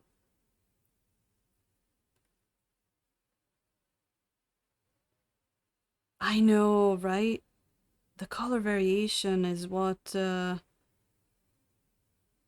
think is when I started thinking about that. When I started out, you know, I'll take like some skin tone, and you'd have your like 3 or 4 different colors. I remember I had these Vallejo pots, and it was like a dark one for the shadows, and then a medium one, and then a highlight color, and I would just cover the whole miniature with that, and do the highlights like that, which is not bad. It's just there's more potential, right? When you start putting different colors, like one thing that I like doing, for example, I'm not really doing it for this model, but to start like low, you do your highlights in a cooler color. Like for example, if you have like a green skin, you go more on the like a teal green, and then as you go up and into the face, you start adding like yellows to do a warmer green, and you go from cool to warm from the top to bottom. Or you can add differentiations in color. For example, we're doing these purples on the joints that I really like. Ooh, the voice is starting to crackle. Let's get some more tea. Ah. Lavender green tea, by the way. Really good. Oh, man. Starting to look pretty good, and we haven't even hit the top floors here of the skin yet. But let me get some more of these lighter areas. I want to find a better way to tie in the purples with the blue. I think, whoops, I think I'll add a bit more dioxazine, maybe, in between the colors. But for now, let's just go in with a few brighter colors. We need some on the side here. So this is really interesting, this thing we're doing with the phthalo blue and the ultramarine blue. How the ultramarine can keep its hue, its saturation a lot better than the ultramarine. But ultramarine has a beautiful hue, so we're using a bit of both.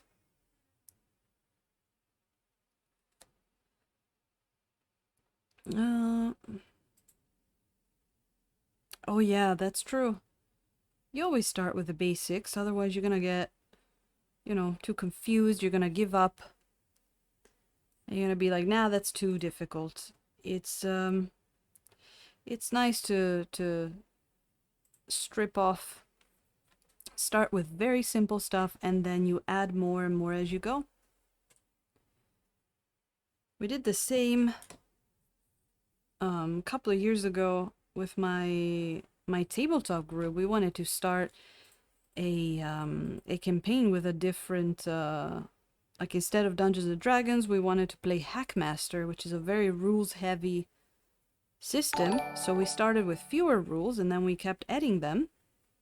Also, Asmodee, welcome in, and thank you so much for the sub. 8 months together. Oh, we gotta hold on. We gotta cheers to that, and to Daka17 as well, and to everybody else. Thank you so much. Mm. How are you doing, Asmodee? Okay, we're gonna here.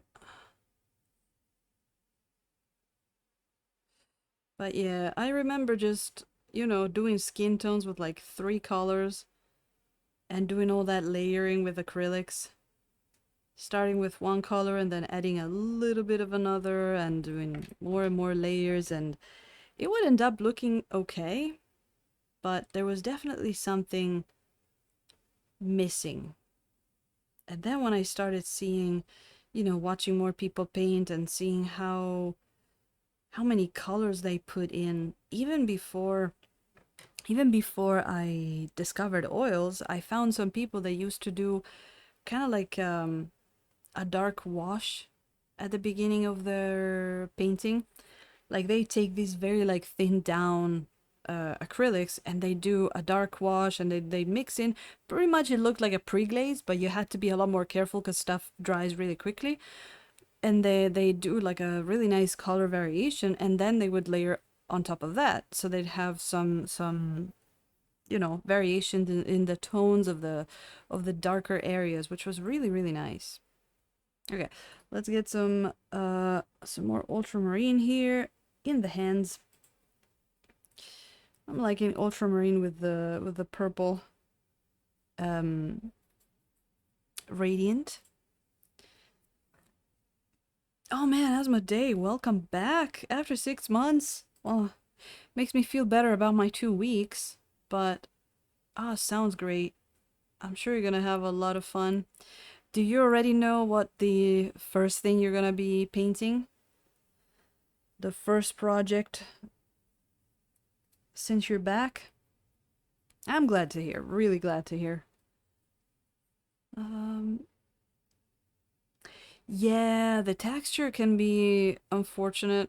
I remember it can be a bit frustrating when you've been working so much on, you're doing all those layers and it looks good, and then you do one wrong thing and you got like a blotch of peeled paint, and it ruins the whole thing, and it's really hard to fix. I don't know. I really feel like oils are so much better. Of course, I see people doing crazy stuff with acrylics all the time. And the one thing with acrylics too is you can use them in a um, airbrush, where I wouldn't really recommend to do that with oils. But the thing with oils is that the way you put them on, it looks like you used an airbrush with them. So no big deal there. I'm gonna use a bit of purple here in the hands as well, because that's fun. Oh, that's why my nose is always itching. I have a hair that's falling in front of my face. That's probably why. Mystery solved, maybe? Yeah, let's add, oh, you know what? Bit of radiant blue to the purple. And let's go back and forth with that for the inside of the hand. I don't know why. I'm never sure how to paint the inside of hands. I guess most of the times you don't have to paint them because, they're always holding a sword or something, or I can't recall too many times that I've been painting the inside of a hand. And then you've got these kind of hard to reach hand poses. But I think I can go back and forth a bit between blue, like ultramarine blue here, and purple. We're gonna make ultramarine purple. Oh, thanks, Asmodee.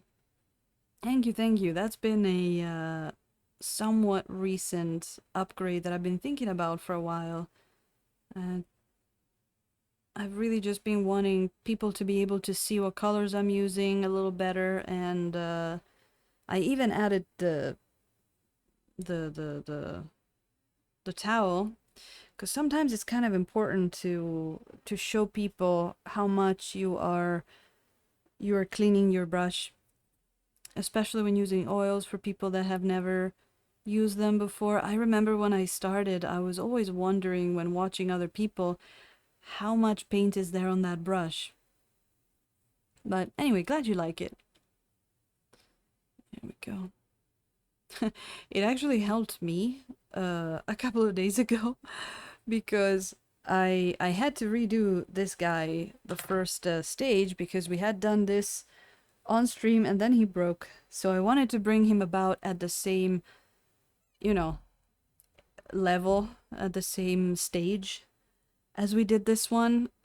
So I watched myself back and it was really useful to see how I did the pre-glaze and all that. A cyber girl. Oh, that could be a lot of fun. Skin tones and metal. Ooh. Romero the cat. I don't know that one, but sounds great. Nice different theme. Yes, let's put some more blues on that hand because it's very, very dark, and even if it's hard to reach, we don't want to leave too many areas where we're like, you know, I don't want to forget to paint a bunch of areas. So let's be good painters. Hackathon! Yoi yoi! Welcome in! Oh, welcome back. So nice to see you too. It has been a while, hasn't it? How are you doing? And thank you for the 5th month sub. Man, has it already been that long? I saw you were doing some really cool stuff with some bright reds. We were just talking about cadmiums and stuff like that. Those, I really like how you were highlighting that red. Good job.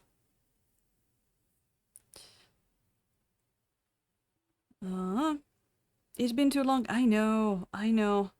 It has been a little unfortunate with my schedule. I have been a little busy, and you can see we have reprinted the Cursed Oni here after this happened. So we're back at it. We're back at it, and thank you so much for popping in. Oh, thanks for the stretch. I probably could use it. Ugh. I hope you can't hear my back cracking in the in the microphone. There we go. Yes. That's the thing that happened, and it happened literally 10 seconds after I ended the stream. So I didn't even have time to, enjoy having gotten to that point. I put it down. I turned to look at the computer screen and go say hi to the person that we raided after the stream. And I saw it happen in slow motion. And I just yelled. I was just like, no. It was painful, but we recovered. But then after that, I had to wait a few days for the reprint to arrive. And after that, I just got really busy with work for like 2 weeks or a week. And I wasn't able to stream for a little while. But you guys know, it'll happen every once in a while. Unfortunately, we can't have a super, set schedule, but I will always come back. I'm like Disney villains. I always come back. Oh, I miss streaming too. I miss streaming a lot too. Like I was just saying, this is the best thing, just painting some skin tones, chatting with you guys. But it's even more fun when you come back after a while, right? So, but it looks like you've been up to some really cool stuff. while I was away, and at least I had the Discord that I could look at and see what you guys had been doing. I have to say that the week of the where the Sunday was the 15th, that week, I was so busy I couldn't even look at Discord. Which, by the way, if you would like to join our Discord, you can just type !Discord in chat, and you're gonna get our humble Discord there. You can post your stuff, you can ask questions, and you can get notified when I'm about to go live. There we go. So 2 days ago, late at night, I finally had time to paint him back to the stage where we had left him. And then today I was like, okay, finally I'm caught up with some work. We can get back to some streaming, which was great. You know what? I'm gonna put a little bit of red in this purple. And we're gonna do some purplish highlights down here because I'm seeing some red. There's gonna be some very bright red here. So maybe we can put some of that in the hand. That's actually more purple than what I thought it would be, but that's okay. But some reflected maybe, reddish light, who knows? We'll see, but let's get some highlights in there. I know it's hard to get in here, but we've got to. And Twoguns Painting, oh, Two Guns, sorry, Two Guns Painting, thank you so much for the follow.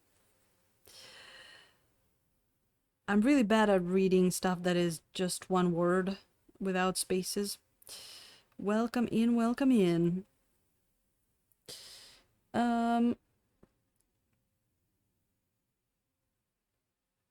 Hold on. I've been happier. Oh, that's good, Hackathon. Oh, Giggling Geekette is going. All right, you have a great night. Thank you for popping in. It was a pleasure, Tiny Stein, to you. And hopefully see you again soon. I hope to catch another stream of yours when you get back to that. Let's see. Oh, that sounds good. Sounds really good, Hackathon. Very, very glad. Let's see.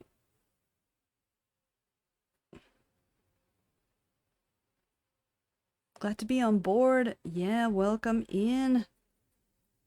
Here we go. We've been painting this guy. There we go. We left him. We left him off a couple of weeks ago, and now we're finally back at it for some beautiful skin tones here and some. This guy's gonna have a very bright color scheme, so it's a really good exercise on, you know, keeping colors saturated even when you're highlighting them. I think this is going to be fun. There we go. I am painting him in pieces a little bit because he's such a big mini, and I don't have usually a lot of time to paint everything in one session. It's really hard for me to finish everything in one session, even if, you know, oil painting is a lot more speedy, can be a lot more speedy than acrylics, but I found that for minis, you know, over a certain size, I actually kind of like to leave a couple of parts unpainted and do them on their own time, because I can better utilize the wet properties of oils. So I was doing all this in one go. Stuff would eventually dry out, so it kind of doesn't make sense to do that pre-glaze. So we've been doing this with pretty good success on this super huge, what was it, like a pit fiend. I had this really, really big devil, kind of like a guy, so I left out his wings and his weapons, and that worked really well. So I'm doing this again. Normally I would paint the whole thing in one, but this guy is really big. And I know from experience of painting a lot of oni in my time that I like to take some time on the bat here, the club, because the, you know, metallic and all that requires some time to make it look good.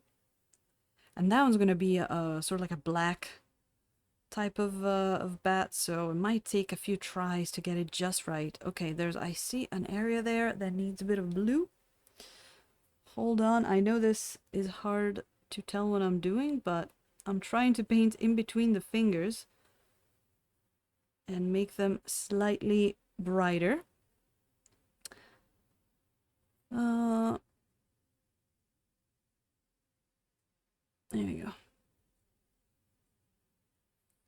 Okay, all caught up with chat, I think. What time is it? Okay, it's been about 2 hours. Nice. 2 hours, the skin tones are looking good. There we go. You guys know. You guys know how much I love skin tones. They are my favorite thing to paint. There's a lot of stuff I like, you know, experimenting with. Object source lighting can be a lot of fun. Freehand we love.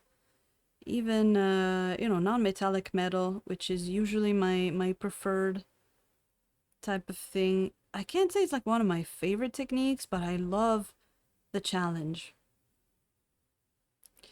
Like metallic stuff can be really hard, and it used to be very frustrating because for me it's really hard to know how it's supposed to look and to get, you know, visual references.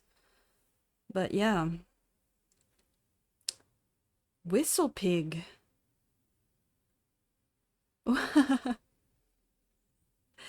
Oh, well, good to know that you've been having some fun, Dak. I don't know what Whistle Pig is. Oh, I showed your that Mexican drink you sent us on Discord. I forgot the name of it, but I showed it to my Mexican friends, and they hadn't seen it. There we go.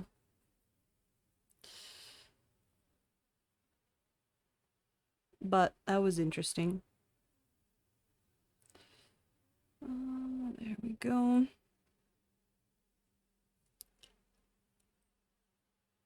I haven't had like a lot of drinks lately, but yesterday I was in the middle of Tokyo for stuff that I needed to do, and before going back home, since it was kind of nice weather, I just got a drink from the convenience store and I enjoyed a walk from a station to another. Street drinks are my favorite. So much fun.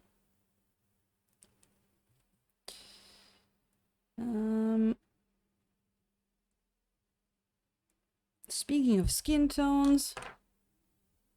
Oh, frostbitten flesh. That's nice. Did you see like a tutorial? I'd love to see. Do, do, do.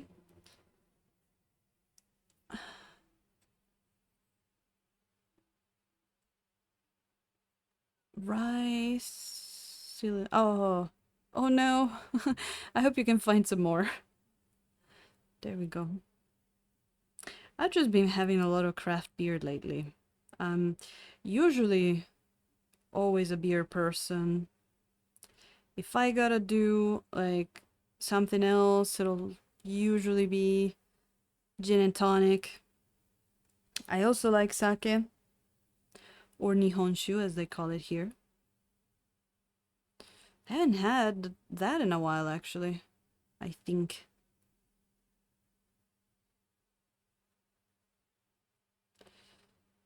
But I was in a bar a few days ago. Oi! Oh, Two Guns Painting, thank you so much!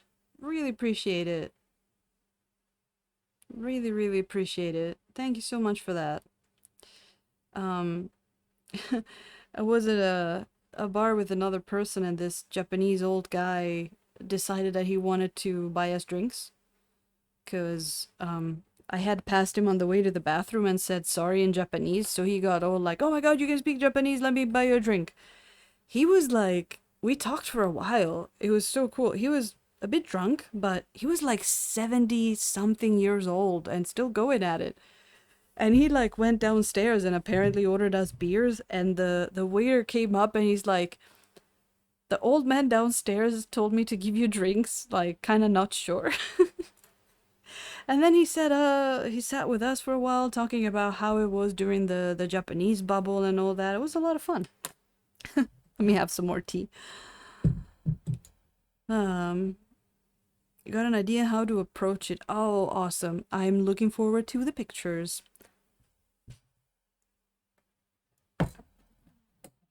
Frostbitten flesh. I'm imagining like purples and pinks maybe and blues. Um oh, painting a mini with just inks, huh? Interesting. Inks are fun. Inks are very pigmented. Oh, metallic ink. I had never heard of that. That's pretty cool. I'm very curious now. You piqued my curiosity. Okay, let's do a little bit more over here. This hand doesn't really have much blue on it. So let's put some of that. There we go. And again, I think we got a good combo going with ultramarine blue, and then when we want some more blue saturation, then we go with the phthalo and whatever other color we need for to make it brighter, because phthalo has a lot of vibrance in it, very vibrant. Where ultramarine is beautiful but loses its vibrancy when you start mixing it with other stuff, and yeah, it's not very strong, unfortunately. I would love to try the ultramarine from Williamsburg, because Williamsburg is a brand that makes very, very strongly pigmented oils usually. So I would love to see what their version of ultramarine is. You know, knowing them, they might have even made an ultramarine that's fucking staining for all we know, right? It's kind of worth a check. I would love. Hey, the Great Wordling! It has been a bit. How are you doing? Oh, Two Guns Painting catching the oil bug. Oh, that sounds great. Have you tried anything yourself? Do you paint? Let me know. Yeah, right, Daka? Metallic inks, I've never heard of it. Like, how would you use it? Because I know usually I would use inks to do sort of like almost like a glaze over stuff, but how does a metallic ink work? What is it for? Huh. Uh,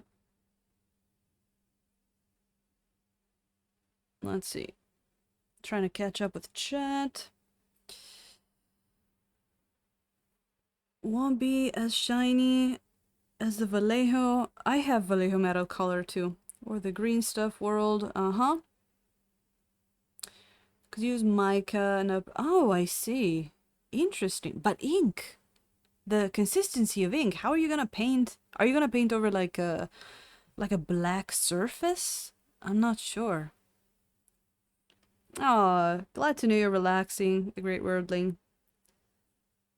That's nice. I am relaxing too. It's been so long. I am so glad to be back. Get some of that phthalo there. And I had this big boy waiting for me with its skin tones and its bright colors. Ah, great one. Probably gonna do something a little smaller after this one, maybe. Not sure, because I do have some other um big ones, and we got some butterbutt as well coming.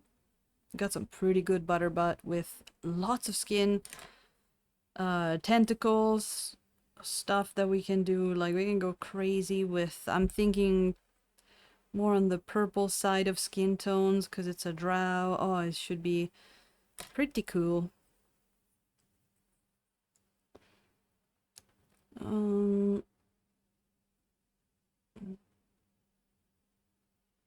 not drinking. It's okay. In my stream, you're allowed to be drunk. Otherwise, DACA wouldn't be admitted. No, that's fine. The Tiny Stein is happy to have companions. There we go. It's been a while too since I've done, you know, a proper drink on stream as well. I tend to drink tea because lately I've been I've been having a lot of like sore throat from talking, and alcohol does not help with that. But I do enjoy a beer when streaming. Um, yeah, job interview. Oh, good luck. Good luck with that. Hold on. Let me tip a tiny stein of luck for you. That's a good luck. And let us know how it goes. Um, next month. Okay, that's gonna be in a while. Mm, here we go.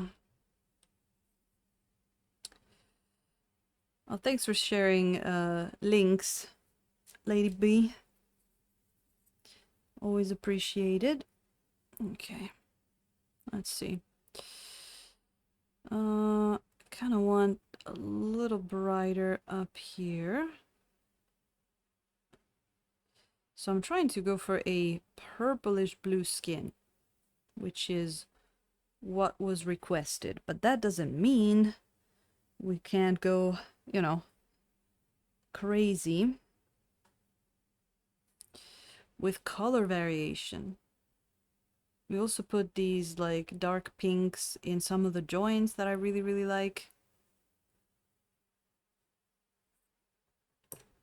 Just color variation, especially in skin tone, can be so cool. Can be what makes people stare at your mini for a full minute instead of just looking at it for 2 seconds. Because it makes the eye wander. And so does stuff like freehand. But I really like when I see a painted mini that has all of these different colors, variations, and lights and stuff into the skin. I really like just staring at it for a while. Mm. About to get on a plane. Oh, wow. Well, have a safe trip then. And thank you so much for popping in and for the sub. We hope to see you again soon as a new Brush Brigand. There we go. It's always nice to get new people and to get the old guard in. There we go. That's a little bit more. We're getting to those abs. I think I'm gonna do some abs next. We need some eye candy, right? Oh, Doji Mecho is back. Welcome back. We're still going at it with the skin tones here. I hope that went well. Nice to see you back. And Tadoini, welcome back in. How are you doing today?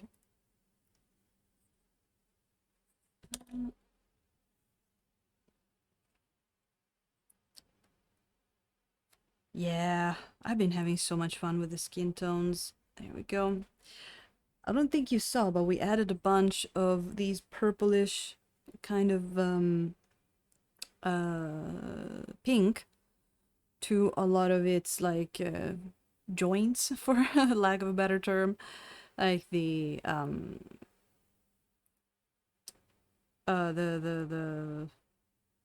elbows and the knees and stuff like that. And now I'm going to try here to put some highlights on the upper body here, with trying not to lose this beautiful, beautiful blue that we have. So let's see. Let's think. Let's think. How about we start? Let me let me try something here. Let me try some phthalo blue here.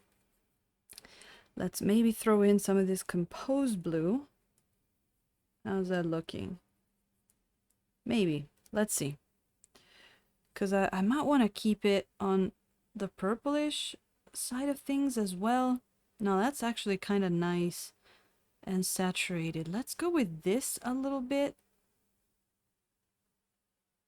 And then let's see where to go from there. I've already said it, but I probably will add some more purple down the line. This is almost like a turquoise kind of blue in here. And we will add that in a few areas and then maybe switch over to something else. Let's see what we can do. Let's add a little bit of thinner here because this area here tends to be a little bit more dry from being painted like 2 days ago. And again, we can just drop some color here and then come back for it. Sunday, totally relax. Oh, that sounds so good. Sounds great. Oh, Tony Otter, welcome in. Nice to see you again. How are you doing today? It's been a while, hasn't it? But we are finally back with our cursed Oni, which I believe you were here for. Its predecessor here, this guy. But we had to dump him because apparently he was not strong enough of an Oni to resist a fall from my desk. So who wants a mini like that, right? We need stronger Onis in our ranks. So screw that one. We just got another one painted. And we're back at it. So I hope your Sunday is going great, Tony Otter. Let's get some more blue in here so I can actually blend it. There we go. Definitely want to get it a little brighter up here. So let's see.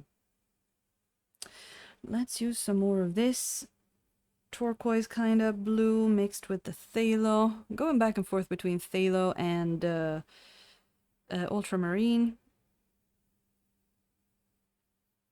Mine camera? Okay. Doing all right. Oh, sorry for your shoulder.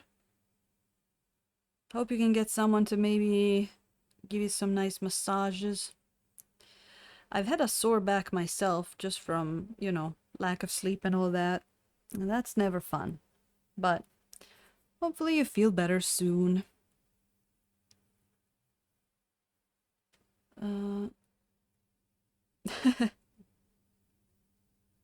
I know, right, Hecaton? It lost its weapon. What an unworthy Oni, for sure. We do not want that kind of Oni with that, but you know. I will take it for granted that this one can withstand better. I will not test it, because I trust it. I'm sure it's fine. You just gotta not drop your fucking Oni on the floor. That's what you gotta do. But you know, your Stila sometimes can be a little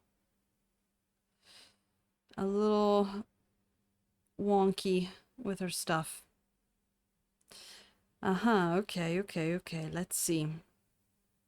Is it getting too blue or too like not purple? What if I'm kind of trying to decide here the color of the highlight. So what if we added some purple to that blue? And let's see. I'm still in the sort of, you know, experimenting stages here for this area. I want to see what color is best for highlights and whatnot. I think a bit of both. A bit of that purple is great, but then maybe we want some more bluish color. That's nice. Let's get some of that in here as well. Cool thing is it's going to be easy to go back and forth, right? And blend. Because this is such a cool blue, I want to leave some of that in there. I want to, even if with the highlights, I want to keep that nice, full, bright color and saturation. So we're going a little slow here because we're trying to use our two blues here and keep them saturated even when highlighted. And then to sneak in some purples because that's what the skin tone is supposed to look like. It's supposed to have some purples in it. So we're taking our time, having fun.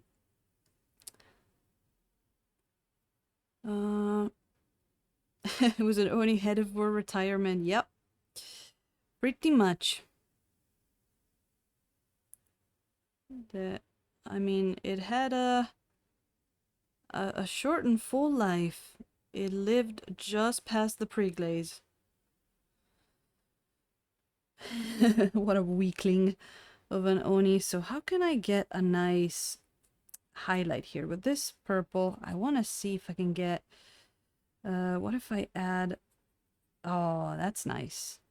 This is like straight up purple. Can we get some of that in our color scheme? And how is it gonna look next to the blue? Like, let's try some here on the hand. Ooh, that's nice. Yeah, that's a cool purple. We can use some of that over here maybe on the arm.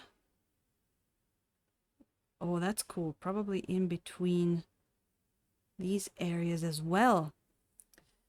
Yes, yes. We're just gonna keep going back and forth between more purplish blue or more bluish blue. Just use everything we've got to make this skin tone more interesting. Then it's nice to have some purples here too, because we have these reds at the joints. I feel like they make a nice connection. Fair Service also coming in. How are you doing? So nice to see you again. It has been a while, hasn't it? I hope you've been doing okay. I hope you've been able to work on more of your projects. There we go. Which are always fun to see on the Instagrams.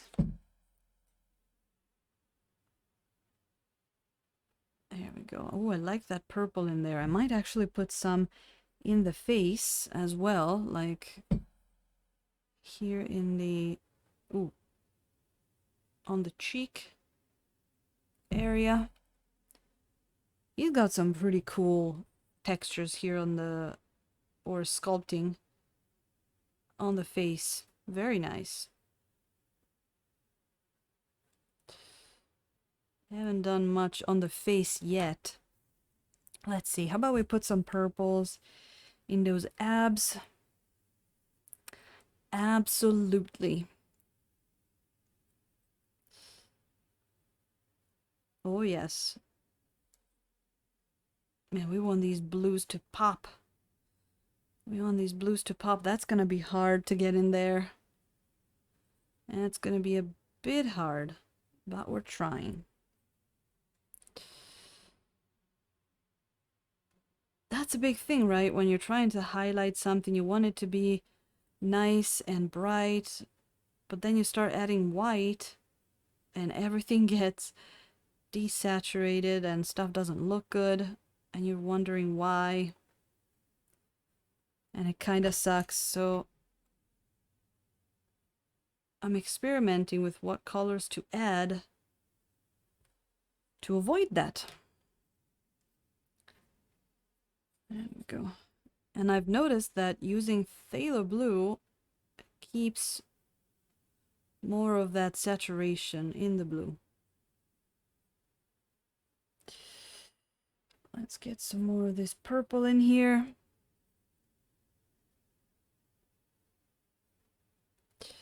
I kind of want some, let's see. in that part of the muscle. Like, like here. Ooh, that's very purple.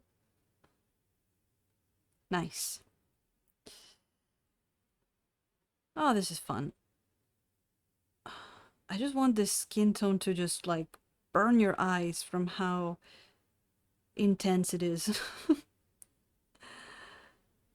Blues are fun to work with. I did those color swatches.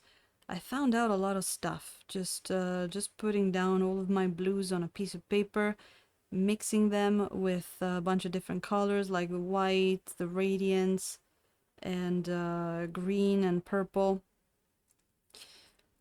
Blues are a lot of fun to experiment with. I'll put some purple in here as well. Just a little bit.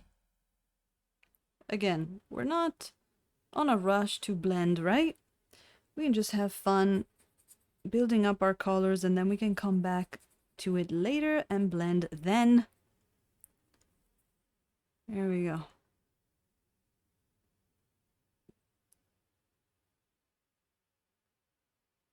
If you guys are painting too or doing something while you're listening, I hope it's going well. Oh, I like that purple there actually. I think I want some over here as well. And here. Put some in the hands. Oh, I didn't do the top of this hand. I was so concentrated doing the bottom.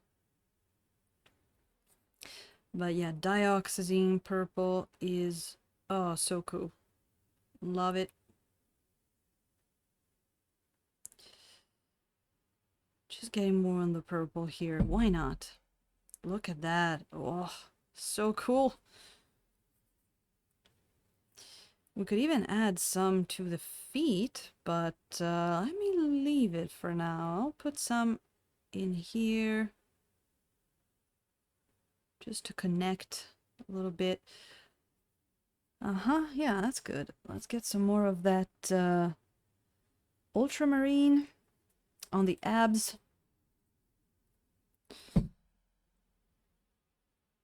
Before we go over it with some phthalo maybe. I see ultramarine is such a beautiful color, but as soon as I try to put any kind of highlighting color in there, white or radiant or something, it starts losing its beautiful hue. So it's really hard, where something like a phthalo blue has such a stronger hue to it, where even if you put white in it, it's still intense.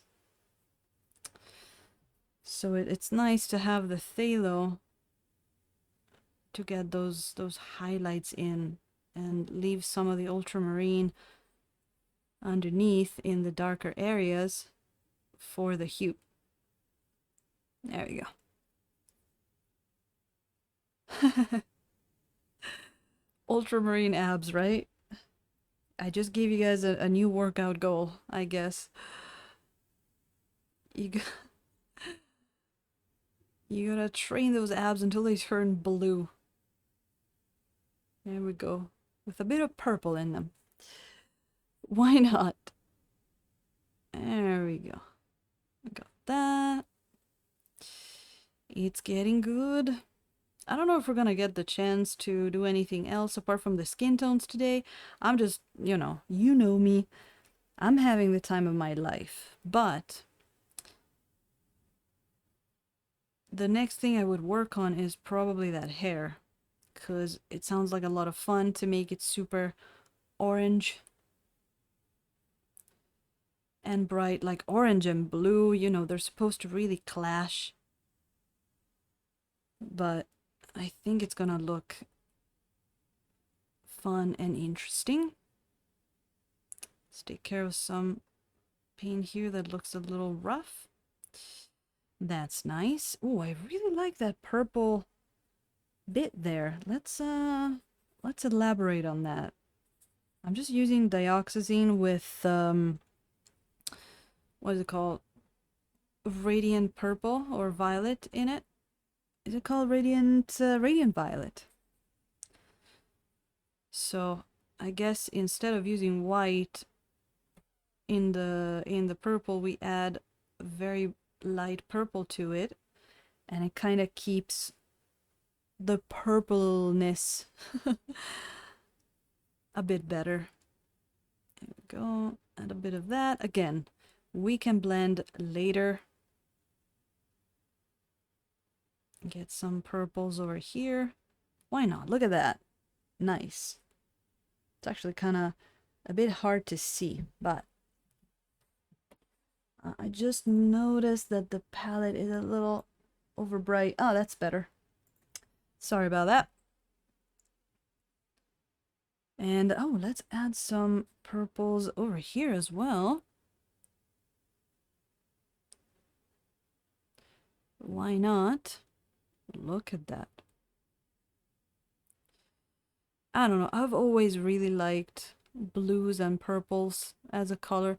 It's hard to choose a favorite color for me because I really like color combinations. Like blue by itself is beautiful, purple by itself is beautiful, but blue next to purple is even more beautiful.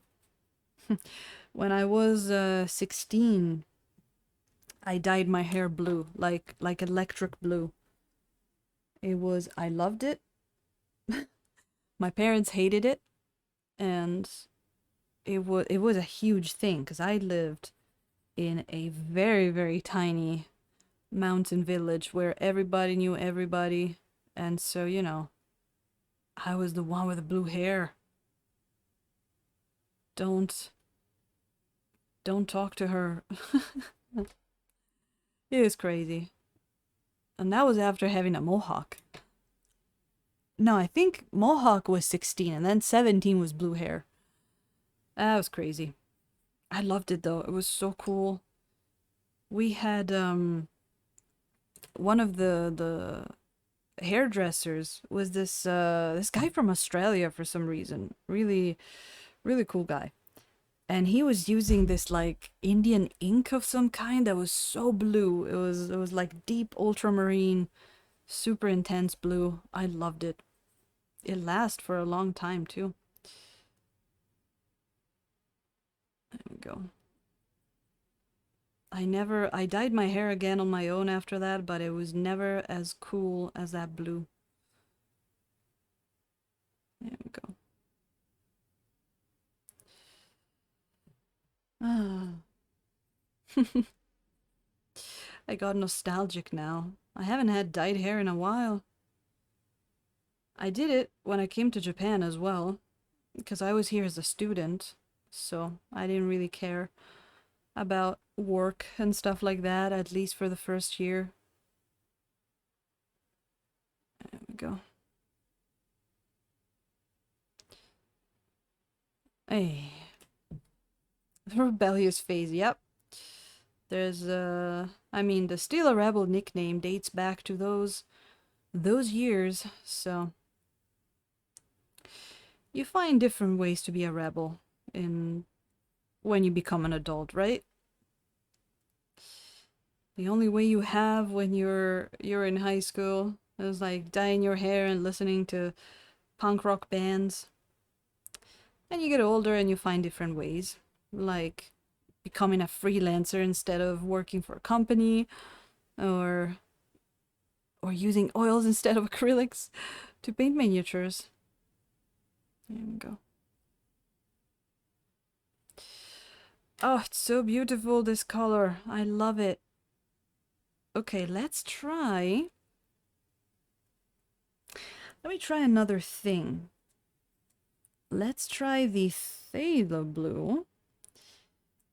And instead of mixing it with this one, with the composed blue, I'm gonna mix in some radiant blue. Yeah, see, it's still very, very intense. But I want to try that. And it's less green. It's less green. So let's try some of that, like over here. Yeah, this blue is so beautiful that it's a shame to highlight it. It's a shame to highlight it, if you can believe me.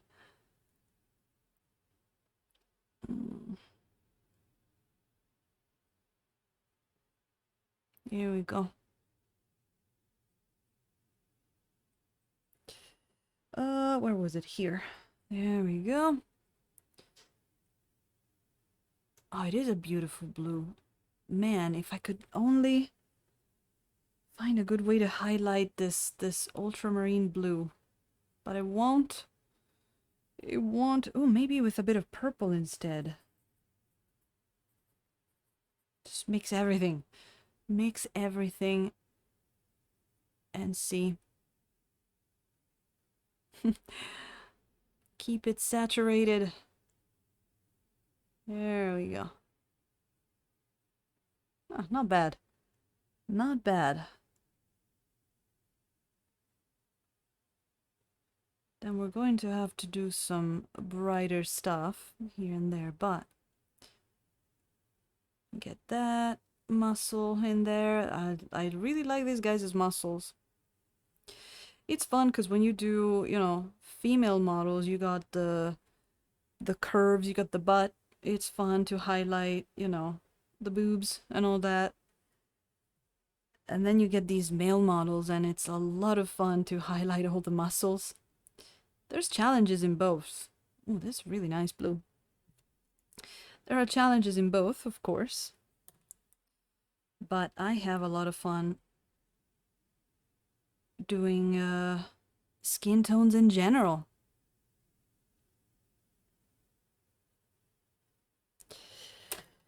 Maybe I should do just a thing based on just skin tones. Yeah, probably, you know what? I don't know, because I really like, you know, exercising and bettering and all of the techniques. But in the future, if I was to do something more, you know, tutorially, and I could always choose the minis that I paint, because lately I've been painting mainly commissions, so sometimes there is no skin to be painted.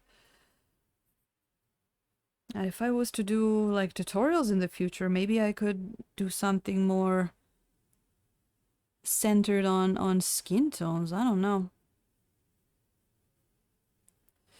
There are a lot of very specific techniques that I really like, you know, experimenting with every once in a while, like when we did that stream exclusively about stone, painting stone, or even stuff like see-through clothing and stuff like that. I love very specific painting sessions when we're like, okay, let's look at this particular technique and figure it out.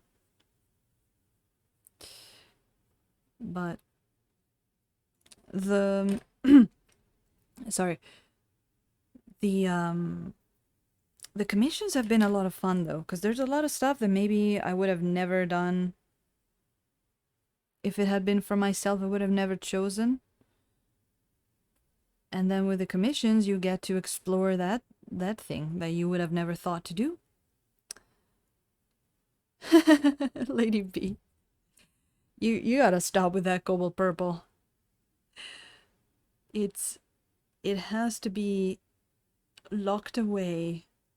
It is not a good color. We have given it one chance too many. It will not help us. I was just talking about it before actually, because we were talking about how, you know, cadmiums are expensive, but they're, you know, they're worth your money because they're really good. And I was just saying that not all colors are as cadmiums are. And of course, my first example was cobalt purple. A way easier time painting guys with lots of muscles. It's true. Like usually the female body has a lot more just wide, like one big curve for, you know, the butt, and the legs have a lot less muscles, so they're more flat.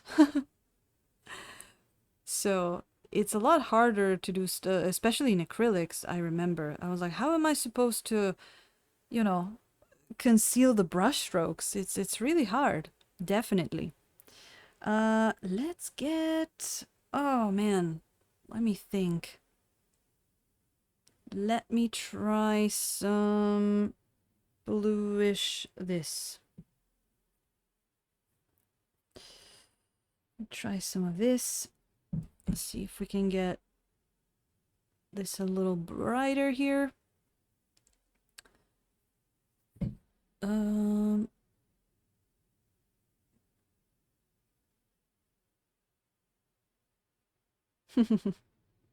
yeah, the cobalt purple is a running joke from the times of I think James Wapple tried it, and I tried it about around the same time he had it too, and it was not a good color, and it's an expensive color, cobalt purple, but it doesn't work great for miniature paintings, so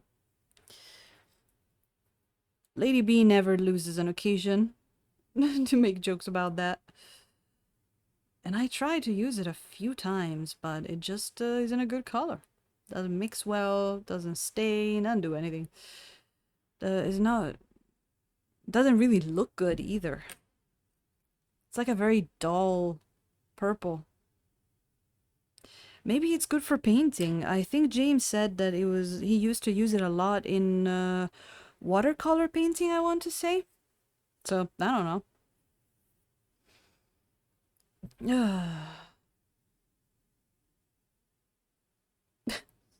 Did you just call Nosferatu nosy? Poor Nos. Oh. Let's see. Um, way too much coffee. Oh no. I am actually, that'll surprise you, but um, I am off of coffee for a week because I had way too much. Where's my focus? Hold on.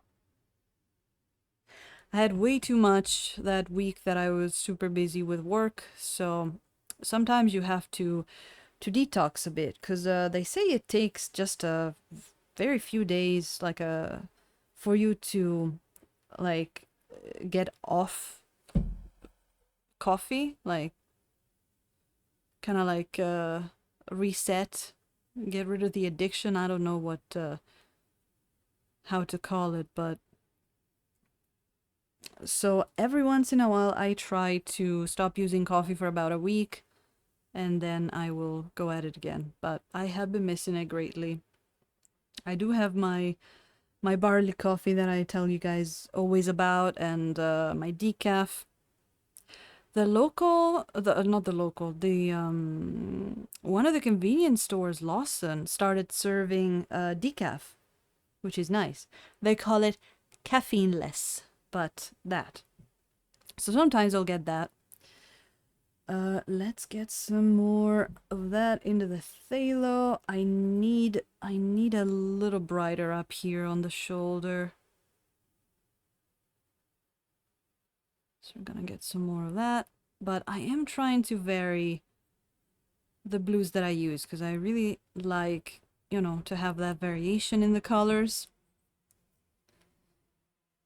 Eh, oh, Dano, coming in. Oh, awesome. Nice to see you again. We just gained a new Aussie Brush Brigand earlier today. But how are you doing? Man, I've been seeing your bases that you've been making.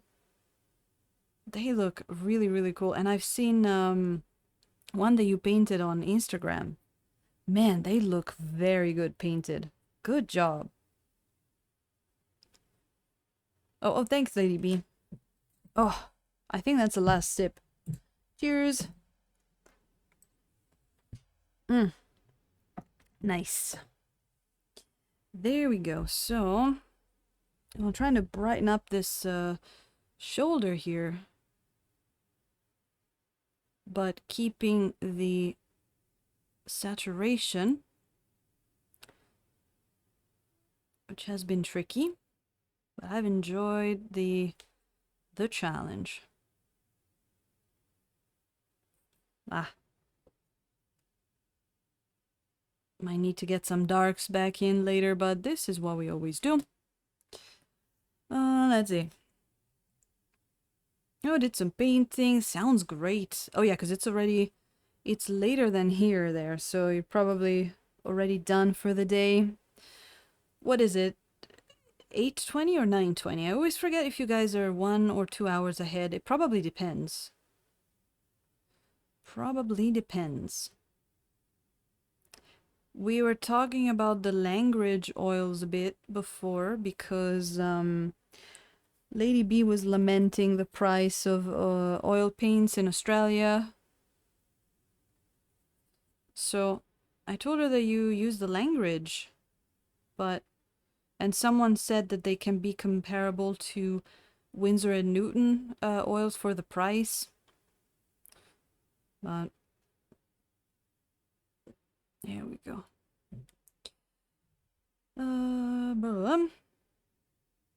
I've been good, Dano. Thank you. Been really busy, like you saw. I just had the week after the one where I broke this guy.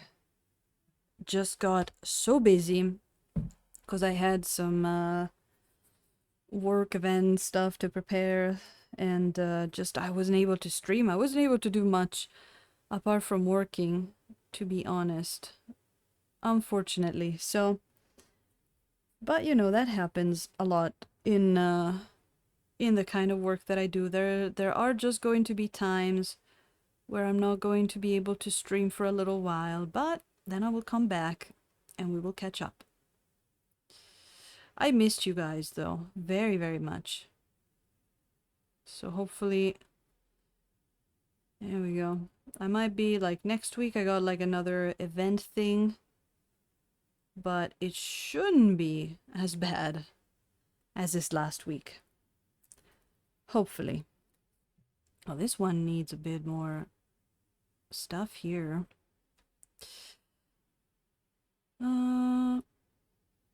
More muscle wouldn't bother me. Ooh, at some point I am painting this this female orc from Artisan Guild, and she's pretty muscly. She should be a lot of fun. But yeah, sometimes you get that like just curvy female miniature that it looks really cool, but it can be tricky. Even with oil, sometimes you got those butter butts, and you're afraid to leave too many brush strokes on there. Definitely. There we go. So my current goal here is to highlight this skin, but leaving as much, you know, vibrant color as possible. I'm trying not to dull the colors down as I highlight them, and I think we're doing a decent job so far. It is looking pretty nice. We need a bit more of that here, so we're using a vast combination of, we're using phthalo blue and ultramarine blue as our main blues. I haven't used any indigo since pre-glaze. I'm just combining the phthalo blue and the ultramarine blue with a various other colors, bright colors like this composed blue here, the radiance, the white, and trying to keep that vibrancy while we highlight, which is a really, really cool exercise. I found out that the phthalo blue has a lot more vibrancy than the ultramarine when you're trying to mix it with something lighter. Ultramarine really struggles to keep its nice color, so I've been using ultramarine as like a kind of like a mid-tone because it has a really beautiful hue, and then for the highlights I throw in some phthalo with maybe white or like that turquoise blue up here, and stuff like that. So I've been using the combination of a whole bunch, and you can see it here with all the different kinds of blues, and I try to really differentiate and use a lot of different colors because we were talking about, you know, color differentiation in skin tones is what really makes you make sure I wander around the mini when it's done, and it makes the mini look really cool. Oh, there you go. The languages are excellent. Nice.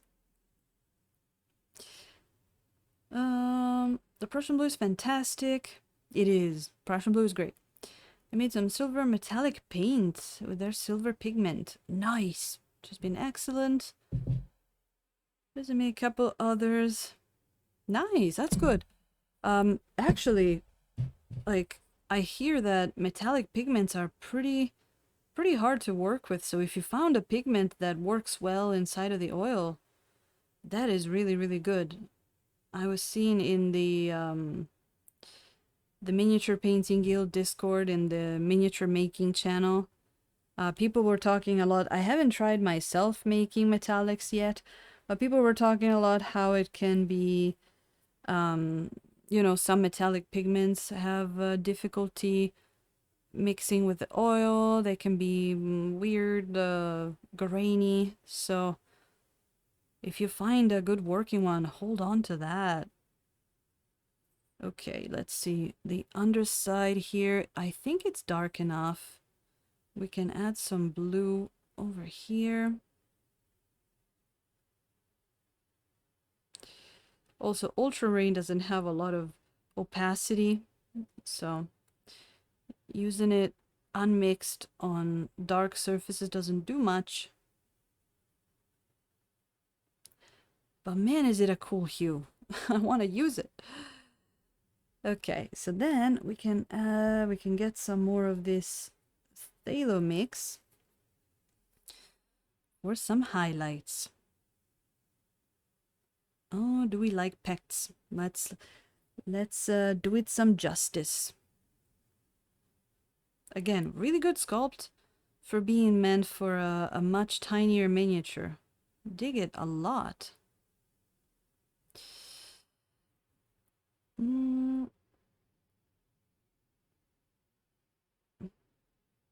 The metallic easier than the fluoros, and we all know how much trouble you had with those fluorescent pigments. That's interesting.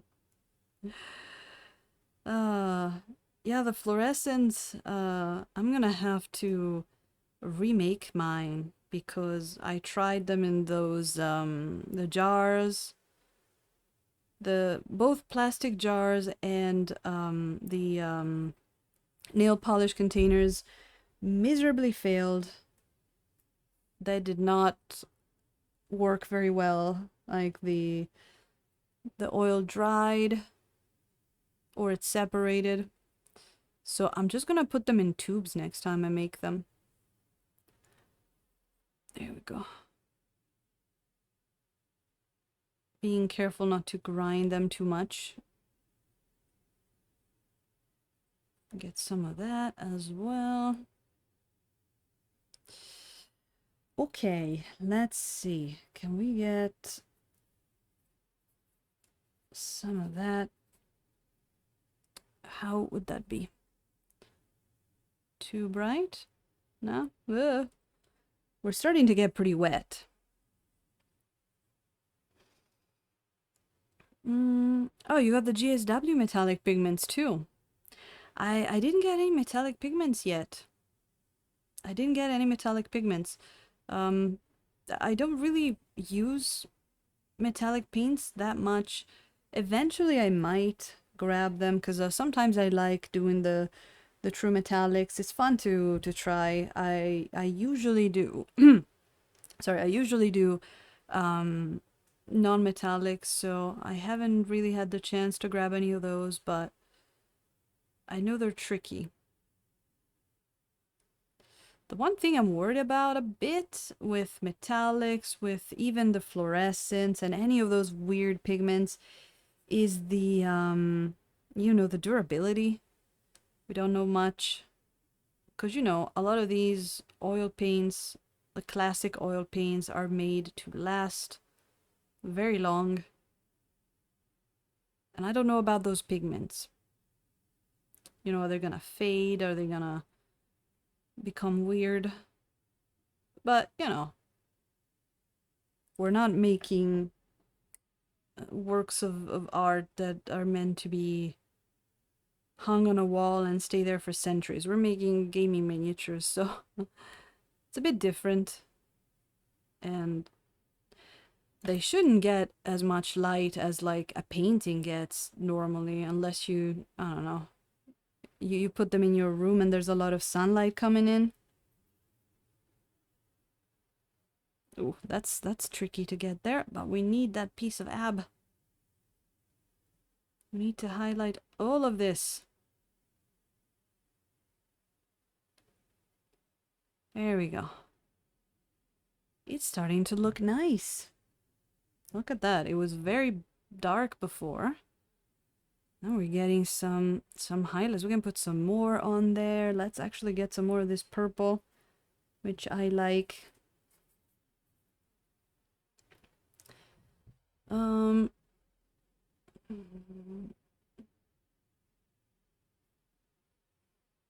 Yeah, it's not something you use a lot of, right? Fluorescent pigments don't last. Yeah. And again, if you, like, we're talking probably years and years. There we go. We shall see. We shall see in a few years how these minis look. I have a few here from a couple of years ago, and they still look the same as when I painted them, which is nice. But I don't have very old fluorescent ones. I actually don't use the fluorescents much. Part of it because I would have to make some again, and I don't have time. Do we want to put the shadow from the hair on here a little bit? That's some advanced stuff, but we could do something like that. Like keep that area under the hair here a little darker. We could do that.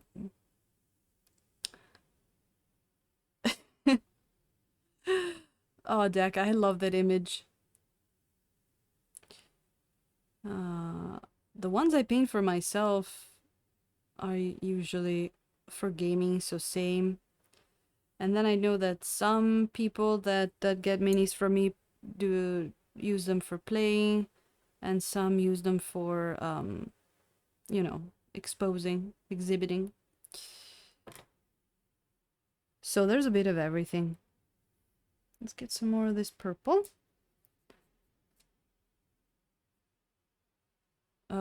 Let's see. Yeah, we do need to get a little lighter here. Just at the top.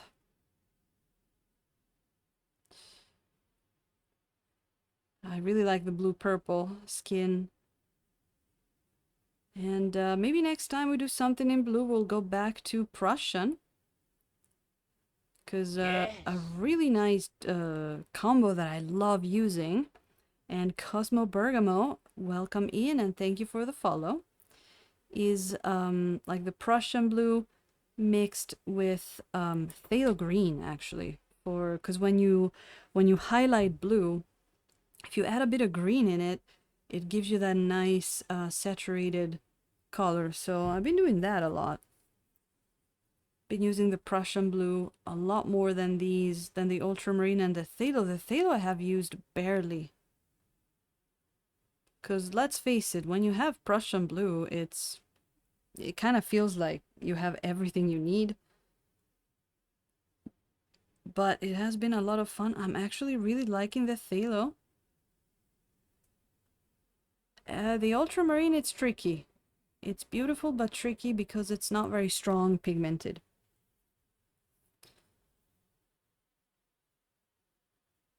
There we go. A bit more of that. We can always add more purple if we wish. If we'd like. But definitely that color swatch thing we did worked very well to figure out what kind of colors we wanted to use.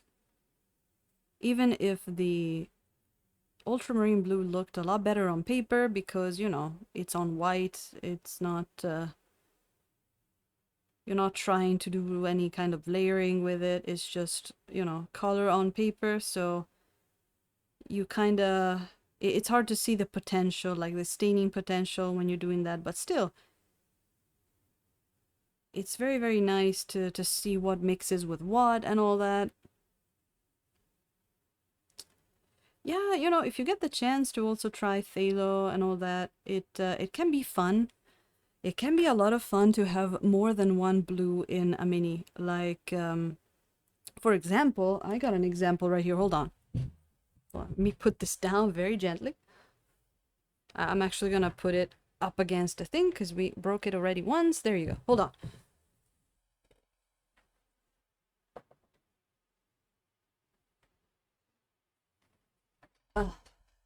This guy over here, if you look at the ice, I actually believe I use ultramarine and I think, oh man, I want to say cobalt blue. And but you see, we have all different kinds of blue, and that was from using more than one blue. Of course, there was indigo, and for example, for the beard and the hilt here, we used some phthalo green to mix in to make it a different kind of blue. But using different kinds of blue in the same mini really gives you these different hues of blue in within the same thing. We got a more like almost like purplish kind of blue and a more greenish kind of blue. And it's a lot of fun. If you get the chance to add a blue to your collection, I would say go for it. Even cobalt blue is a lot of fun, even if it doesn't stain very well.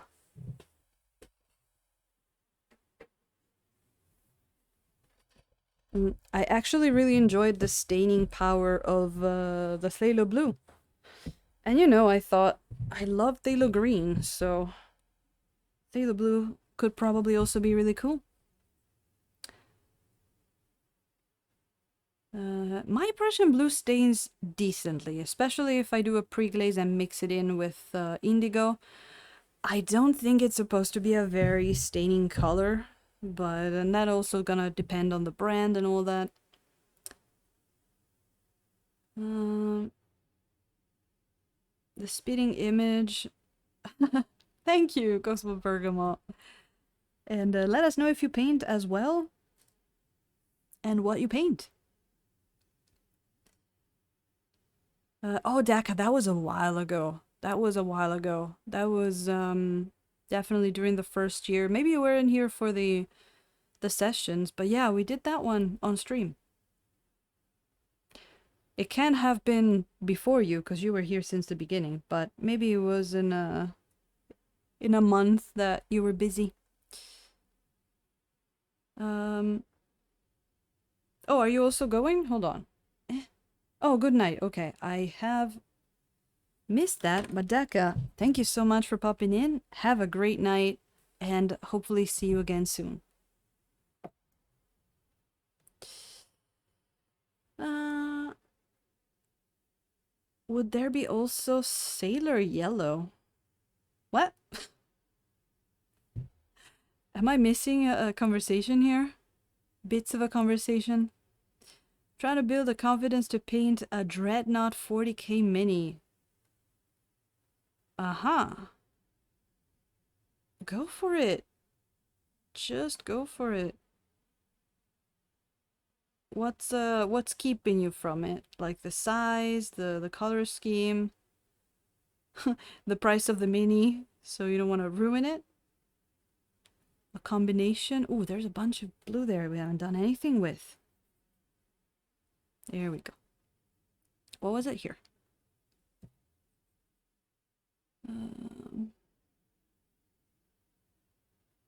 Okay.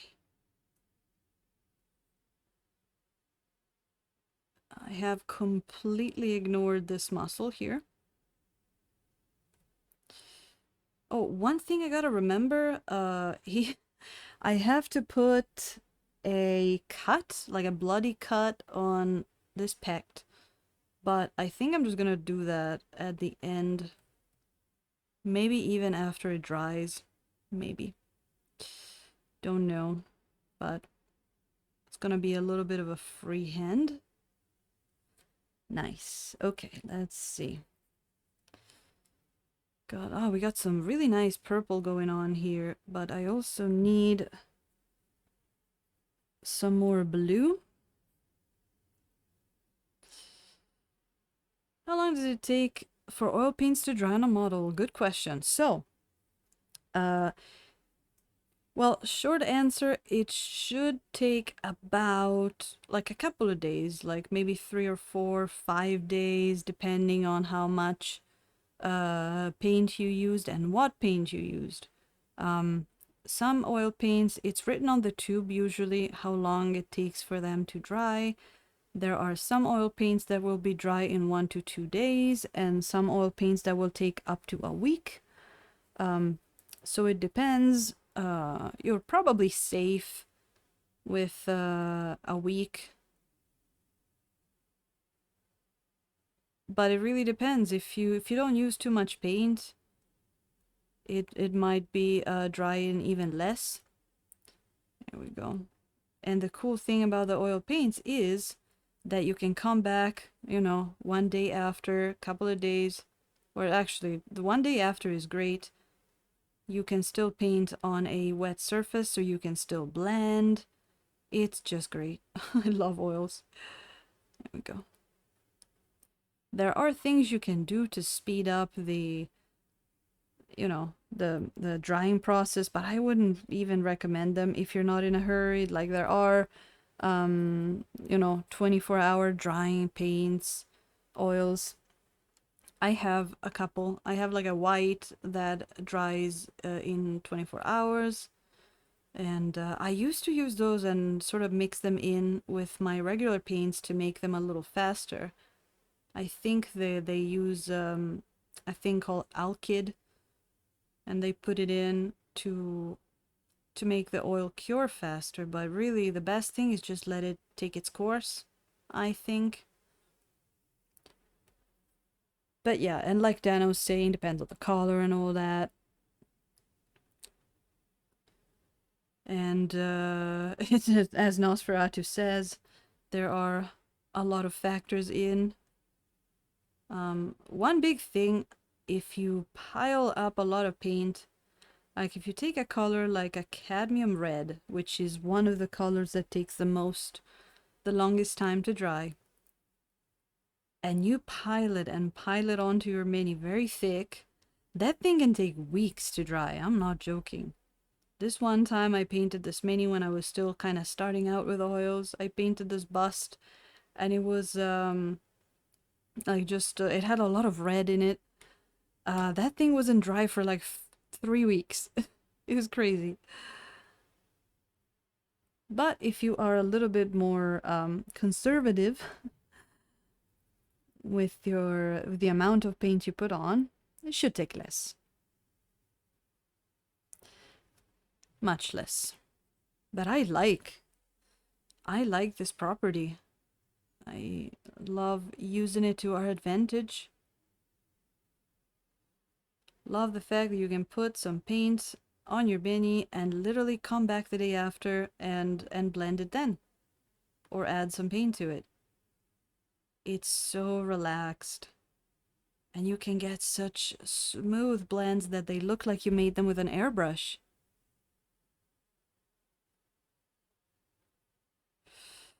Oh, nice.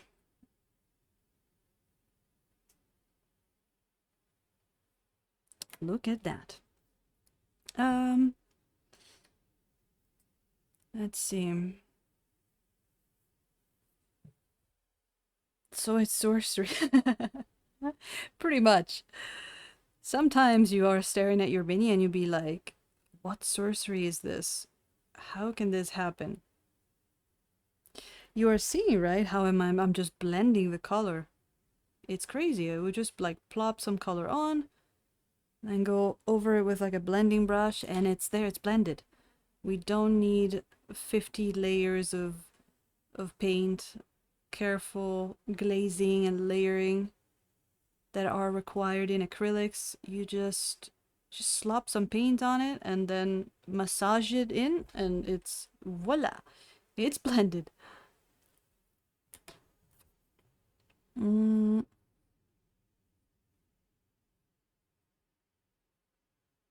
it is. It's very fascinating.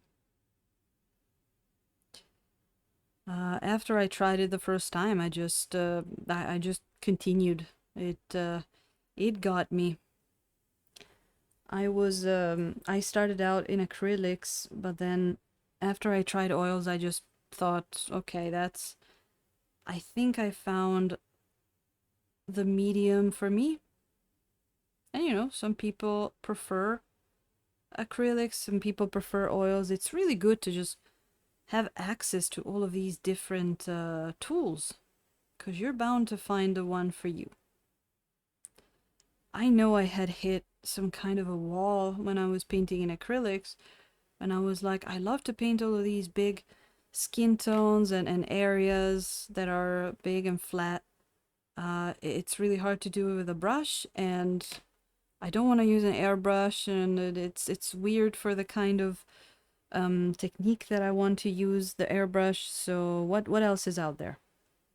I mean, I wasn't even asking what else was out there because I didn't think there was anything out there.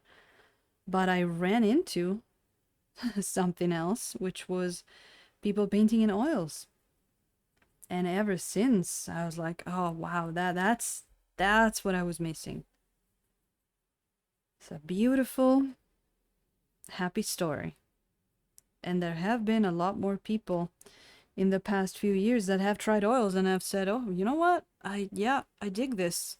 I dig not having to worry about stuff drying right away, about leaving brush strokes. It's cool."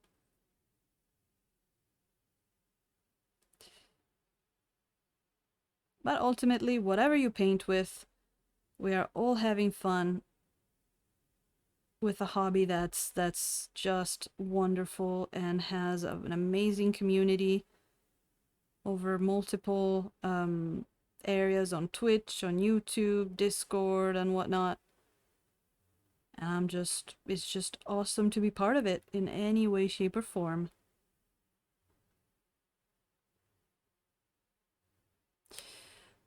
Um, oh, is Dana also leaving? I guess it's time to. Hold on. Oh, heading off. Got 3 days of long drives. Ooh, that's nice. Man, you're always on a trip.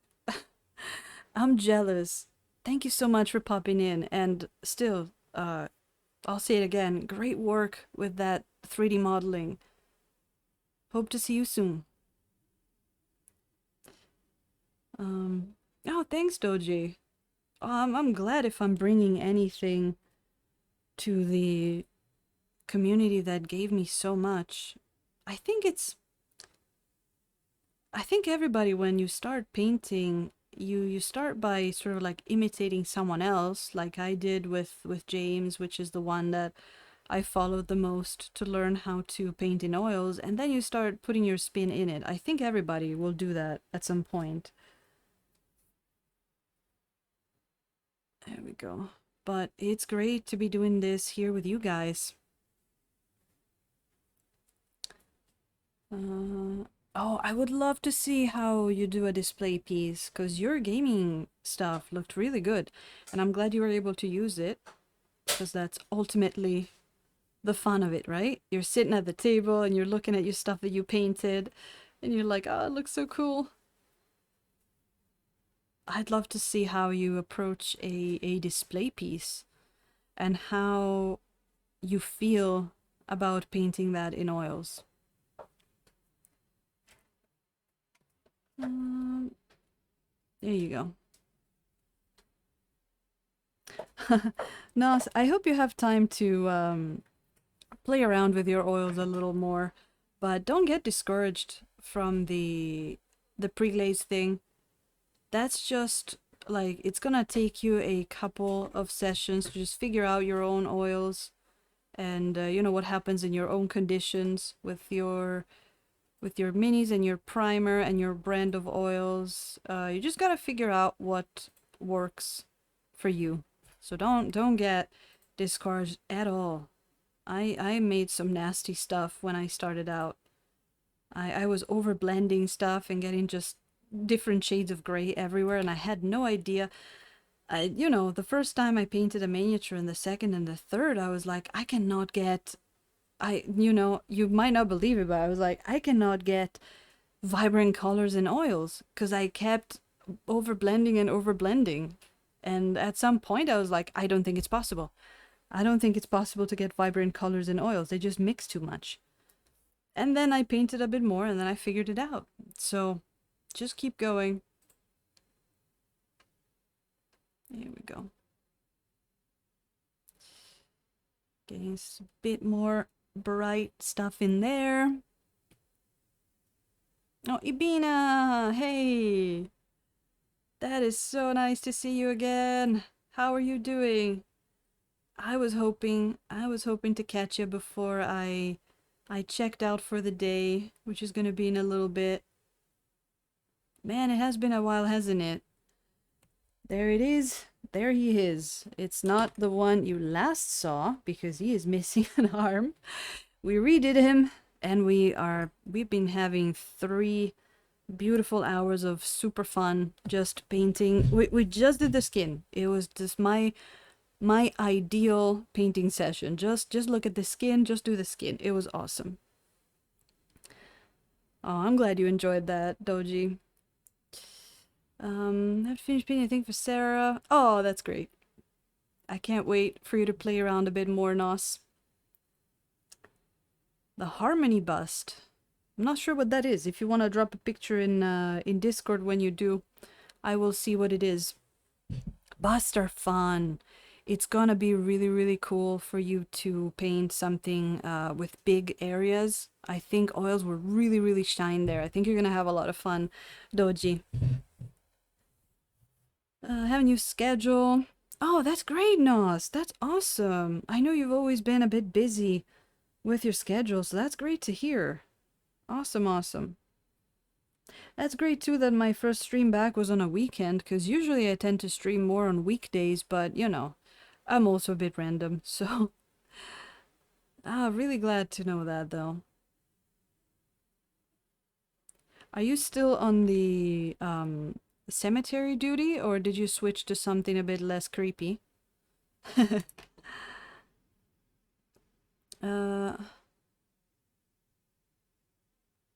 yeah, Cosmo Bergamot. So, a few weeks ago, I did a stream where we had fun painting this guy for about 4 hours, and then I ended the stream, and about 10 seconds later, I put the thing down and went to do something on my computer, and the thing fell because I think it wasn't well balanced, and it fell right off the desk onto the floor, and the arm just snapped off, and I yelled for about a minute and a half, which might have been heard by people all over the world because it was pretty loud.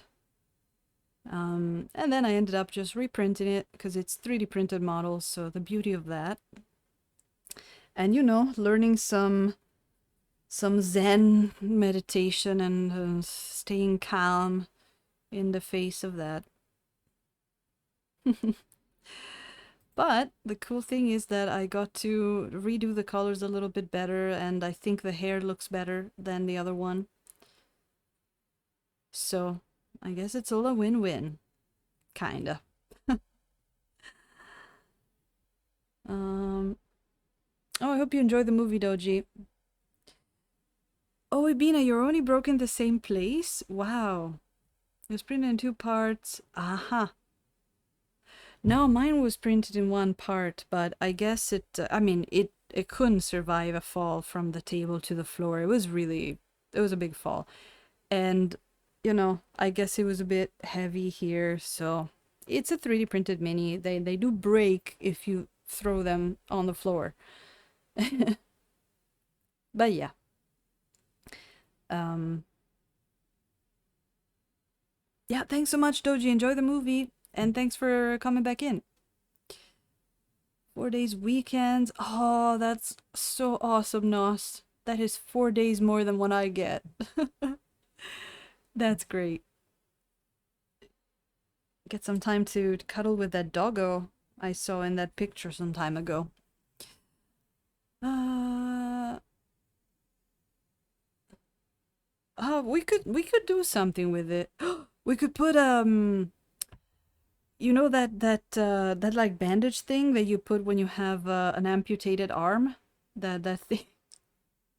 Oh, like oh no. That's what I'm thinking of. Like when you roll up your sleeve, something like that, but he doesn't have a sleeve. We could probably do something with it. Maybe with some putty and some sculpting and maybe give him a weird like a claw arm or something. I don't know. But yeah.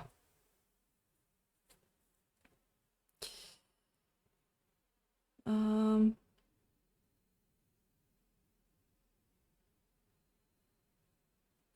Lesson learned. Oh yeah.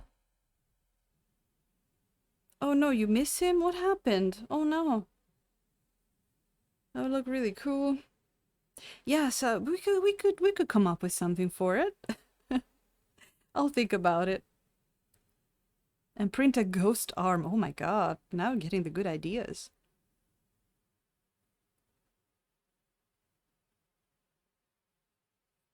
But yeah, okay, so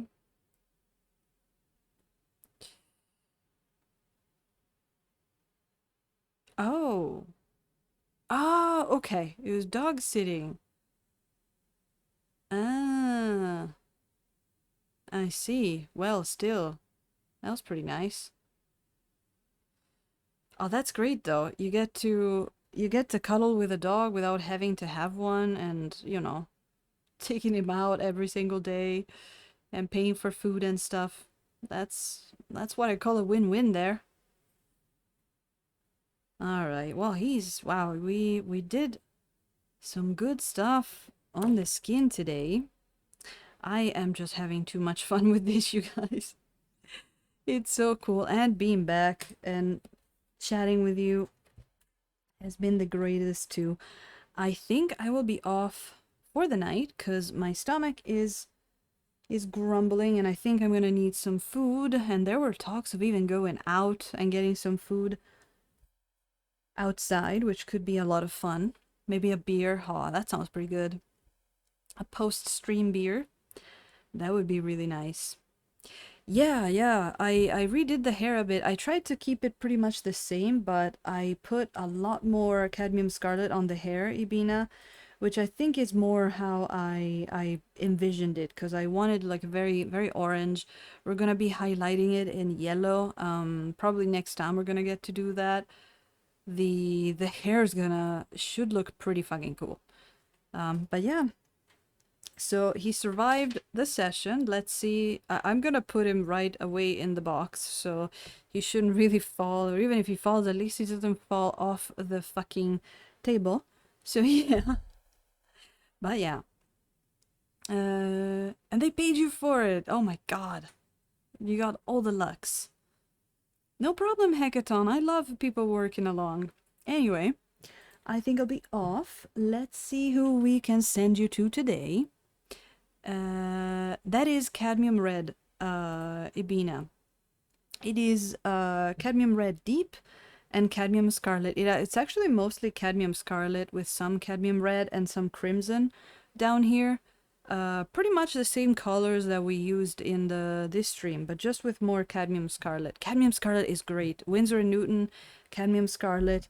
I highly recommend it. Wow, is there nobody online? Who do we got? Oh no, okay. It was just weirdly not loaded. Let's see. Where can I take you? Mini Maddies, we can go see. Yeah, we can go raid Mini Maddies. We haven't been around in a while, so... Oh, Mufasa. Oh, Mufasa or Mini Maddies, because they're probably co-streaming. I think I raided Mufasa last time when I broke this guy, so for luck, we're gonna raid Mini Maddies. Alright. Ah, uh, what could rate this? Okay, let's get this thing started. There we go. All right, raid is starting. Man, I had fun. So, yeah, hopefully I'll see you back soon for another session. I should be a little less busy now. I might have a busy week next week, but you know, as always, I'm gonna let you guys know on Discord. If I go too many days without streaming, I'm just gonna put a notification on the Discord. You can type !Discord in chat if you want to join it, if you haven't already. Thank you guys so much for all the subs today. They really, really help. Oh, and it has been great to be back.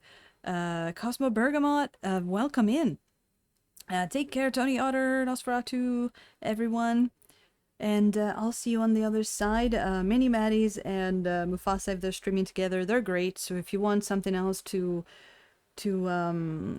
entertain you, just stick around. They're awesome. Buona giornata, Ibina. Sorry you caught us at the end, but hopefully see you in the next stream. And I can't wait to go on this guy. All right. See you again next time. I've been missing you guys. Bye bye.